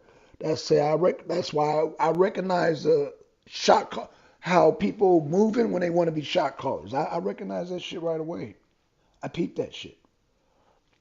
So, you know, but people, I mean, we've had this discussion with Inyame, with Yanga. We've had this discussion with Lex Vortex. I mean, we can go down the So list. many This is people, not a new conversation. This is not a new and, conversation. We done had this with Blue. right? Yeah, Blue, we done had everybody, this. everybody. Right. Right. So A who's today is who in nothing. this sector. So this is no different. This is no different than those past conversations that we had in the past. We've done this numerous times, MD, with the Lex Vortexes, with the Yangas, with the goddamn Blues. Shall I go on? A who's who? So by A now black YouTube. So by now we know the movement. You done played numerous And goddamn shows on Negro Reds, so we know the movement by now, don't we? right. It Okay, don't matter. okay. It don't matter. It don't matter. We done, Black Sun just named a laundry list of people that we done had a discussion with. Thank you. Every discussion always a little different, but at the end of the discussion, the determination is always the same, Thank you. despite which way you walk me down the street, whether it's around the corner, through the back alley, on Main Street, in the cul-de-sac, whichever way we walk, we always end in the same spot. Right, right. So you're saying today wasn't a new occurrence. It wasn't just something something that's been done on the arena numerous times, is what you're saying. That's what I'm saying. Oh, And okay. like I said, that's no knock. That's no knock at I'm just saying I no, recognize. no, no. I'm talking about me personally. I'm talking about me Oh, personally. gotcha. Okay, That's okay. that's no knock at Lady Che and Shabaka. But I already knew what to expect because I know they jargon. So it wasn't new to me. You know what I'm saying? But the way we got there didn't have to be that significant of an issue. You know what I'm saying? But what's Because the I already difference? knew where you was gonna go. Hold on. What's the difference between when we had Lex Vortex on the show? I mean, it's no difference. Cause hell, Okay. Lex called me and you a coon. You know what I'm saying? Oh, right. Okay. Okay. Go ahead. Rock on, MD. I'm sorry. Yeah. So no, I'm saying it's not the fact that we have the discussion because I like having the discussion. You know what I'm saying? It's fun. It's intellectual. It's informative, right? But we already know where it's gonna go. But go ahead. Yeah, you're right. I Right. agree with all We that you're already know. saying. We already know where it's gonna go based on low level collective thought that you try to work your way around. You try your best not to make it look that way, Right. but because of how the discussion is flowing, it always end up that way. Just like the brother that we had, darkness. Oh, darkness. Yeah, He yeah. Shout tried out to darkness. he tried his damnedest to try to make it look like, well, this is only what I'm saying. This is my opinion. What I'm saying is, no, what you're saying is you want me to conform to your ideology. Just keep it real. But it's hard for people to try, like I said, just towing the line. How can I make it look like I'm for freedom and individuality, Right. When it but at the just same time push that agenda? And I but think that's see, the issue with Afrocentrism. the issue is I wish people would. There was a period of time where you were just playing videos. You were just playing videos like left and right. I wish people would just go back and watch those. because it was just me and you watching them. And it's like, I think there would be at least they know that we know that we just we not agreeing is all I'm saying. They may not agree with what the damn stuff that you've played in the past, but you know what to expect when you engage in a conversation with either me or MD. Am I Right. am You I talking about am stuff like G. Edward Griffin, Anarchy USA. yes, keep You talking going, about keep shit going. like that. Yeah, keep going. Yeah, yeah, stuff like that. Keep going. Keep Oh, going. Cause you talk about Milton Friedman and Free to Choose and shit like that. yes, yes, keep going. Keep going. Hey We man, we damn near have a whole like I said, we library. did the books. We did a whole summer doing this, MD. Keep going. We did the whole summer. We weren't The playing whole nothing but that. summer. Right. We Hell, were, we were. It's a fact. I couldn't keep my battery charged. You were doing so many goddamn just boom boom boom knocking them out. You right. You right. I've had to goddamn hook my damn Bluetooth up to the cigarette lighter as I'm listening. That's how goddamn you were playing them back to back to back to back. I wish people would just go watch that. Yeah, you right. The information is there. It's damn sure there. It's there. It's there. We've been down this road. So that's why Right. MD already knew where the conversation was going. I already knew where the conversation was going, but I lost my goddamn cool. Look, MDs are just a little bit more patient than I am. I thought when you get older, you get more patient. No, when you get older, it seems like you get less patient. Because I used to be like MD, but now I'm getting older. It's like my patience is short. I'm sorry, MD. I'm just rambling, but I'm saying that to say Nah, this, you man. good, man. The information is there. We wrote out a whole summer, a whole summer. If some of that stuff would have been watched, Huey P. Newton wouldn't even been mentioned today. I wouldn't Yeah, have to yeah. call Huey P. Newton a crackhead. I didn't feel good calling that man a crackhead. That wasn't your intention, huh? No. But it's the damn truth. But no, that's not my intentions. I don't want to disrespect the dead like that. But he was a Negro Yeah, Red at the end I of the feel you. day. He was. He was. He definitely was a Negro Red. And so we gotta at the end of the day we're gonna have to pick a side. If you for the side of having a collective outreach in terms of whatever you may feel is the ultimate solution for black people, leave it at that. I'm not tripping on your ideology. I'm tripping on how you articulate it. Because a lot of the times the articulation is wrong.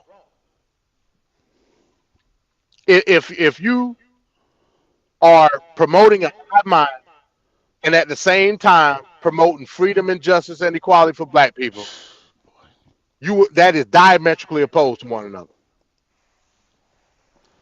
I think people are just So I saying stuff just because they heard somebody else say it. They're not really paying attention. Because if anybody was paying attention to what I was saying, I was not being insulting at all. I was going based on definitions of how I see things are.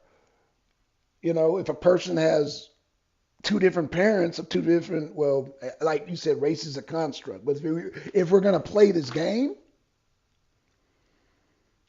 that's why I said we don't have to play this game. I said right, that before you jumped on. I said we don't have to play this game, but if you want to play this game, then this is how we're going to play it. right.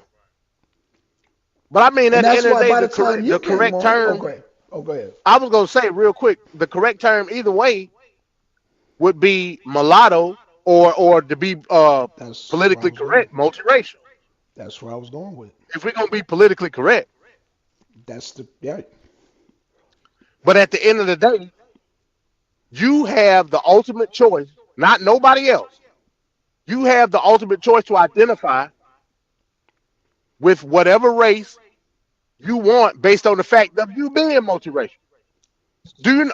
So, like I said, I think I mentioned in the video yesterday. I believe I did. But They see, but predicted by, huh? Go ahead. the MD. That's why I said because I think what happened. I think you guys were defining black. I said black supremacy. I Well, wasn't well, defining black. yeah, I said yeah, black supremacy. well, so what I tried to do This, was I that tried to point get phrase black started with divide. King Noble. That started with King Noble. No, I Yeah, know. I agree. Y'all, I agree. that's why I said y'all can define black and y'all won't be wrong. I said black supremacy. Who, I agree. I agree with that. okay, But you still right. So that, have to have a baseline definition of black. no, I agree. Right. I agree with Yeah. that. Right. Yeah. So So I based agree. I on, agree with what you said. okay. Yeah, I agree with what you said. But you still got to have a baseline of black. Oh, no, you're right. That's why But, I wanted to know what everybody thought black was. right, and that was a good question. Right. But you notice me, I said black supremacy. Because I already Yeah. knew where you were going, and I agree. Everything the methodology that you used, I agree with. That's why I added black supremacy. I feel you. I So mean, the which at the end of supremacy the day, has Lady J agreed with it. So several times, that- but it is what it is. you know what I'm saying? So yeah. Right. But yeah, I believe I mentioned in the video yesterday, they predicting by the end of 2080, Mm-hmm. most of the population here in America is gonna be multiracial anyway. So everybody gonna be walking around looking like Patrick Mahomes and Mariah Carey. But that's You not know a what I'm saying? but MD, that's not a new phenomenon. I We know it's don't not look we because don't look it happened nothing in like Brazil. not only in Brazil, but I'm saying we don't look nothing like our ancestors. What I'm trying to tell you, white people I don't look agree. nothing like their ancestors. I agree. So it's been happening. I'm saying it's just taking It's a hell been of a long happening. time for it to happen. It's been happening, right? It's been happening. Right. Even in ancient times, even during biblical times, during Jesus, it's been happening. Right. Allegedly. The Mediterranean, the Mediterranean ethnic group, because it derives of all those different regions. That's why all those people look the same. Are you aware that the people of England are a mixed race? I mean, They're mixed with they're supposedly mixed they with the Vandals and all that shit. Yeah. right. So if you do because I was just tracing doing the whole history of just the English language. So you got Romans that occupied there. You got the Gauls, and then you got the fucking the Viking Scandinavians and shit. Yeah, the Vandals. Yeah. Right, the Vandals. So the people At of one point in England time, are a mixture. the Vandals ruled North Africa. It was a short Right. period of time, but they did. And not only England, but Those were Germanic people. right. But Germany is a mixture of people. Did you know that? Well, they mixed, but all them people was in the same ethnic group though. Okay, That's how you got the Vandals. Right. You But know what I'm saying? With the Nords and all. Yeah, I'm talking even prior to Germany. I'm talking about Prussia. I'm talking about pre-Prussia, all that. Right. But no, you're right though. You're right, but they're even mixtures. But the Vandals are during the Islamic period. Okay. So when does the Yeah. Visigoths come about? That's pre-Islam. That's Remember okay. remember the Vandals. Remember the Vandals came through after that was after the Huns. Right. Okay. Yeah, that was after the Huns, and then we all know what happened with the fucking Mongols. The Mongols took through all that shit. Hell, you could Right. argue And that. even them, and even they created Yeah, that's a what whole I'm new saying. race. Yeah, Right, because they created- they was every fucking well. That's why I was asking you about Stalin. I said, do you think Stalin is white? And Stalin got Mongol in him. Like I said, Right. he from Georgia. Well, That lets you know that I he got had three Mongol. books. I had 3 books on Stalin. He said he's Asian. That's why that's why that day I didn't say anything to nobody. I said, well, do y'all consider Stalin white? And you notice I didn't say nothing. But I have 3 different books on Stalin. I said yes based You on did. social factors. Right. Okay.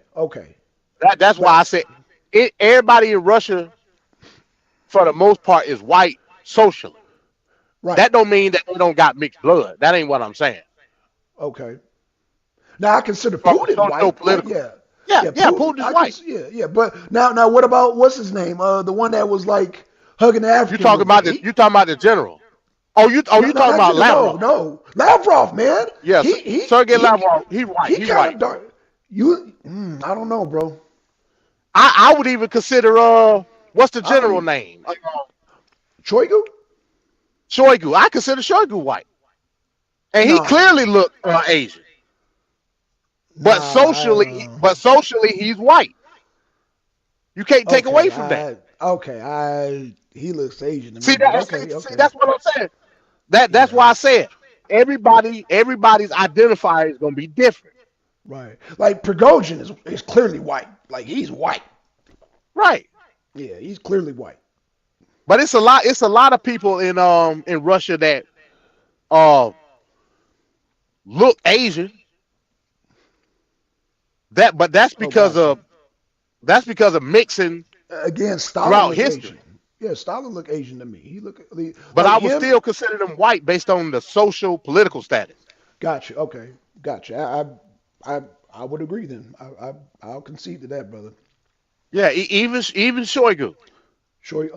Okay, yeah. I guess for the sake of argument, I guess I had to agree with you on that, brother. You know what I'm Even though saying? if I saw Troy walking down the street, I wouldn't consider him white, but okay. I mean, I just would. I believe I want to say that Whoa, Shoigu so was actually mixed. if you were walking down Phipps Plaza and you saw Troy, you didn't know who he was, and he just passed you, you I wouldn't would think I he would think he was Asian until he right? told me he was Russian. Okay, I see what you're saying. Okay, I see what you're doing. Okay, I I see would what have you're thought he doing. would have been an Asian person. Okay, that's all I'm saying. Yeah, that's all And I'm then saying. if we had a conversation and he started telling me where he was from, this, that, and the other, Oh, well, that's oh, you white. different. Yeah, no, that's different. That's different, though. That's different. I mean, Like I if you said, were just me personally, I don't tie phenotypes, skin color. I don't tie none of that shit to the race. got you, It got you. has everything to do with status than anything. The article I just read proved that. Right. So that's all I was saying. That's all I really wanted to bring up. No, I mean that I'm glad that's right on time. But like I said, when you closed it out today, I mean you pretty much summed it up. I mean, you did good with this article, but you did really great when I was at work when you closed out the show earlier today, this afternoon. I mean, when you summed it up, I said, "Damn, there it is right there. There it is right there." And that if that would have been summed up sooner, it might have resolved a whole lot. But it is what it is. Things happen the way they do. But like I said, what we went through today is no different than what we went through with goddamn Lex Vortex. It's just that now I'm to a boiling point because Lex Vortex it went through the same thing. Do I recall doing this again with Lex Vortex, MD? Yeah, I recall it. Okay. I'm just Hey, let me ask you a question to ponder on while we closing out. okay, I'm being dead ass serious when I say this. okay, When Shay was talking about it yesterday, he was saying that it's more or less black is the mindset and the experience. So he's under the impression that being black, meaning that we're the lowest of the low social politically, and the most disparaged, the most demeaned, right? According to what right, he said. okay, right. I'm listening. Now let's use the logic. Okay, Let's say hypothetically we receive everything that we're supposed to get to make us whole.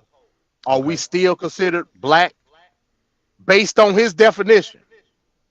Because he said black is being the lowest of the low, being the most disparaged, the most demeaned. That's what black is. That's the experience of being black. If I'm no longer experiencing that, am I still black? See, yeah. I see where you're going with That that. that You already that, you baff- already know that my. baffled you, huh? I mean, I mean, Because bro. I that's what we tie black to. Well, that's what people tie black to. Right. I don't, but I don't that's either. why, right. That's why I get mad when you have like, I consider Terrence Thomas black excellence. No matter Well, if I agree well with they it, wouldn't he's consider the they ex. wouldn't consider Clarence Thomas black because That's what. Okay, he's no longer part of the lowest of the low. okay. Well, He's no longer demeaning. demeaned or disparaged or That's why. disenfranchised. That's why I'm lost. As a matter of fact, they feel as though he's trying to continue to hold the disparaged and the demeaned down. Right. Why you're white supremacist? Yeah. So I guess Clarence Thomas white, Okay. Okay. according to the logic.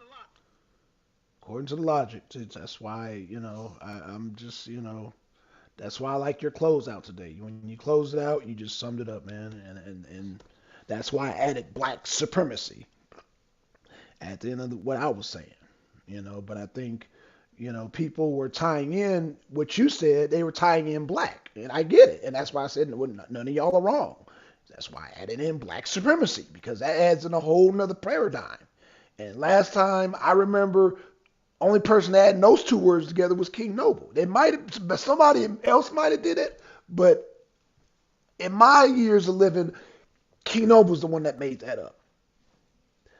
So he's the one that introduced me to that compound term, black supremacy. So there you go. MD, you Well, yeah, I'm here. There you have it. There you have it. I'm done. Um, I just hope that whole conversation can come to a close now. I want to share a video in closing out. Because I felt really inspired. Really, really inspired. I think this is it, yeah. So I want to share this video real quick. Oh, hold on. Damn, that's not it. Damn. And nobody should feel offended based on talking about ideology because it don't mean nothing to nobody. You know what I'm saying? If your life is 100% devoted to an ideology that don't exist, that's a you problem. Hello. You know what I'm saying? And if it get to the point where we have discourse about it, and it become verbal fisticuffs, that's a you problem. It shouldn't have to be that way. Right. And like I said, I don't want to disrespect nobody. I don't want to do that. And I try not to do that. But in the instance of me talking about what the context of the conversation is, if I feel like the rhetoric that you spew, it don't matter who you are, the rhetoric that you spew tries to demean what I believe freedom is, we're gonna have an issue. And I'm gonna challenge you on it. There you go. And hopefully it won't have to get the fisticuffs. But yeah, exactly. So I want to play this video real quick, man. It inspired me today. I said, you know what? I'm going to play this on the arena, get your take on it, see what you think about it. But here we go.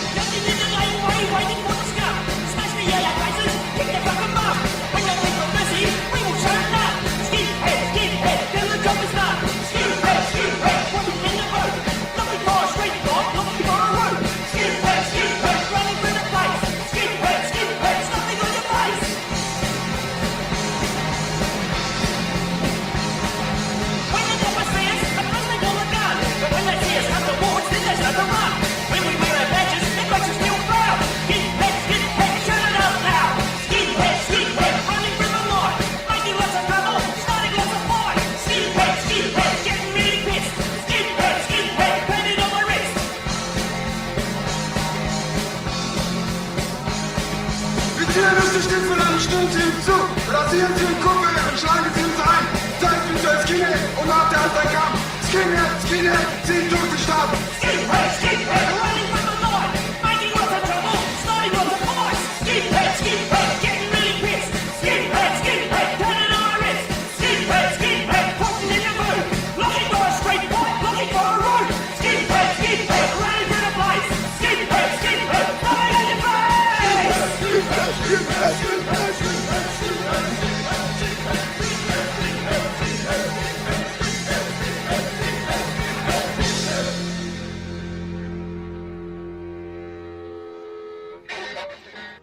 We came to wreck everything and ruin your life. God sent us.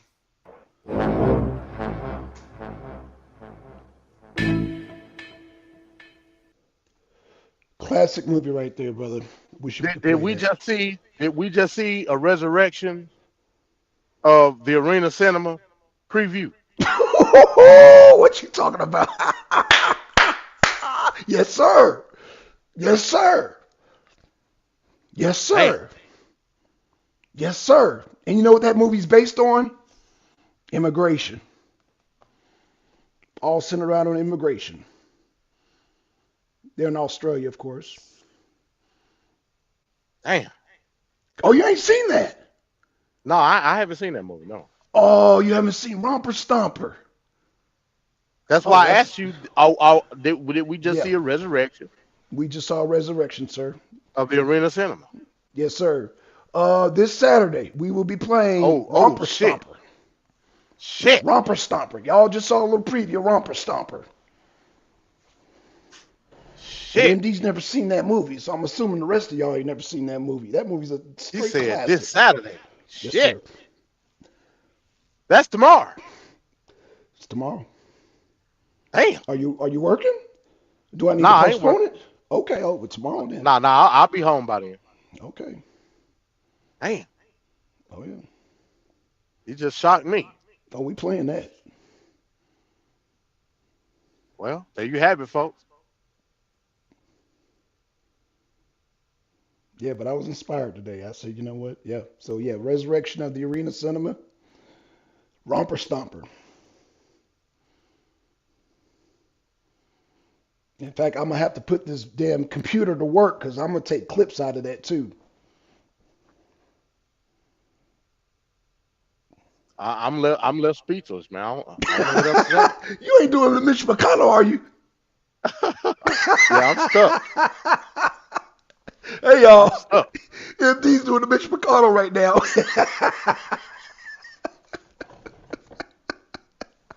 I wasn't expecting that. I know. Damn. Now I got to see what I can pull out the bag of tricks.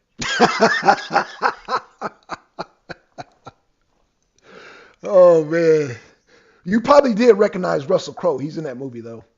That's before he came to the U.S. Oh, that's who that was. Yeah, Russell Crowe. I know yeah. I seen somebody that looked familiar. Yeah, Russell Crowe. Yep.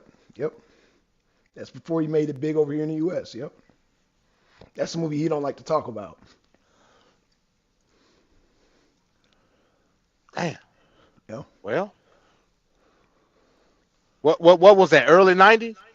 No, that was '79. That movie was made in '79. Yeah. Which result would you like? Hell Well, I no. want to say maybe early '80s. Yeah. Damn. Yeah. Yeah, Well, you know pulled one they out the ass then. Oh yeah, man. Oh yeah. You know when it comes to rare movies, boy, especially imports, I got them, baby. I got them. Damn. Well. Shit.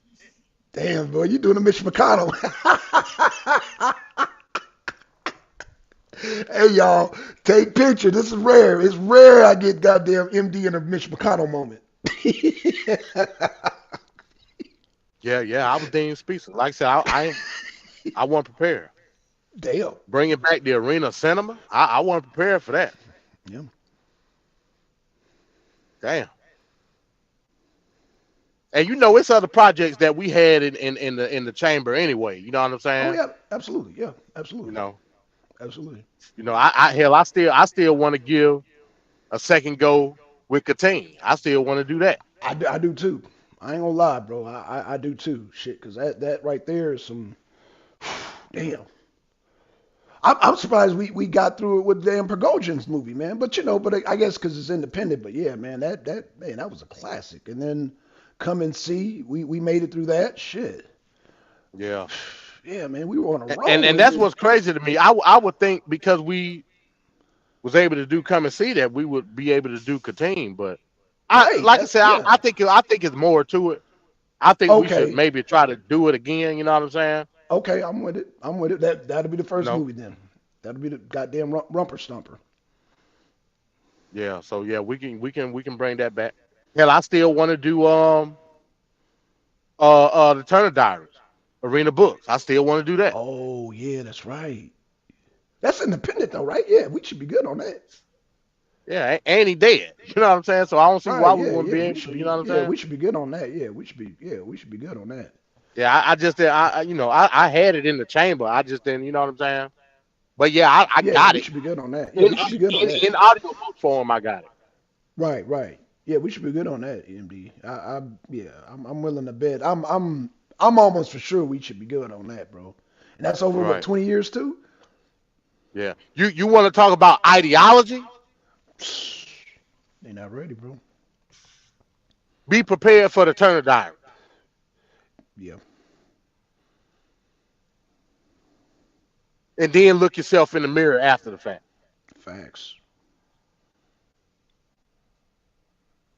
facts. So yeah, we can leave it at that, man. All right. Well, tomorrow, what's a good time for you, MD? 6, 7, 8? I'll be home. I'll be home late. So because I'm in Louisiana right now, I'll be Okay. home. I'll I have mean, it queued up. whatever time in the evening. Same time, 6:30, however you want to do it. I'll be home. Okay. I'm not doing nothing. Okay. I want you to be able to watch this uninterrupted. So yeah, Yeah, I want. yeah. I'll be chilling. Okay. Cool. All I right. ain't That doing nothing y'all. tomorrow. All right. There y'all have it tomorrow, man. Romper Stomper. Y'all stay tuned. We playing it. Arena Cinema's coming back. Romper Stomper. There And you have MD's it, never folks. seen this movie, so it's a special treat for MD because I thought you saw the movie. Nah, I ain't never seen that. Oh shit. Okay. Yeah. All right. Well, shit. Romper Ain't never Stomper seen that tomorrow. at all. Yeah. Damn. Okay. Shit. Damn. If you ain't seen that, man, I'm gonna have to let you see my movie collection, MD. Damn. If you ain't seen Nah, Romper yeah, Stomper, that's one of you the. got me on that one. Oh damn. I mean, I probably heard of it before. I just ain't never Uh seen it. huh. Okay. Okay. Yeah. Yeah. Yeah. It's a classic, brother. It's definitely a classic. It's one of my favorite Australian classics.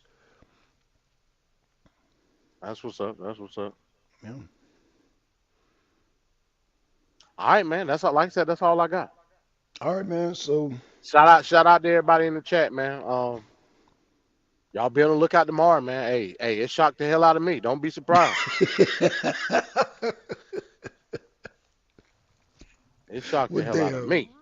I didn't know it was. I was I wasn't surprising you. expecting no arena center. Yeah. Yeah. Yeah. Damn. Yep. In fact, I'm about to plug it in right now.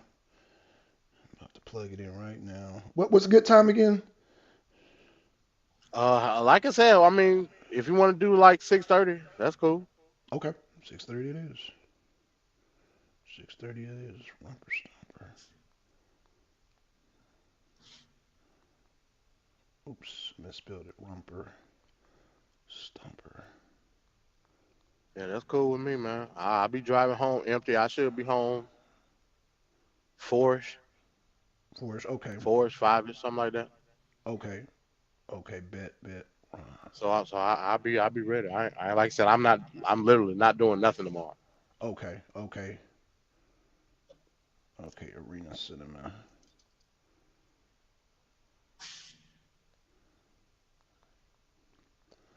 Arena Cinema. Let's see. Tomorrow at 6:30. Six. Not today. Tomorrow. Saturday. 6:30. All right, sets for 6:30, man. I need to get the little thumbnail, and we should be good. Hold on, let me get this thumbnail.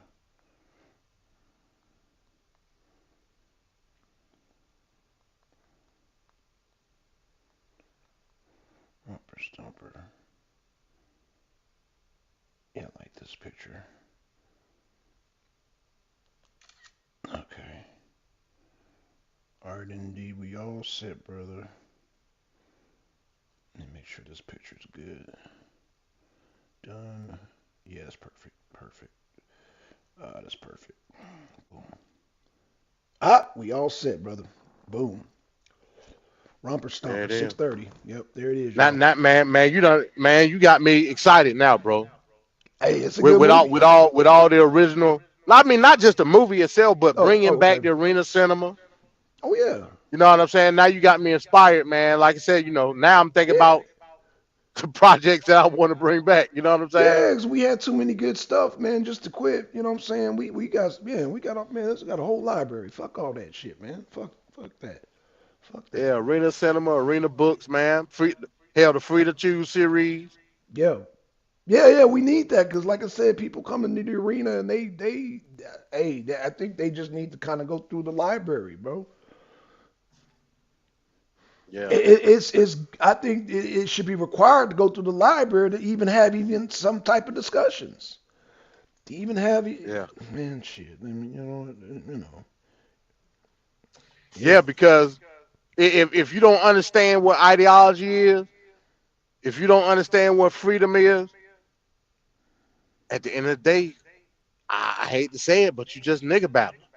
yeah, That's what it boiled down to. yeah, yeah.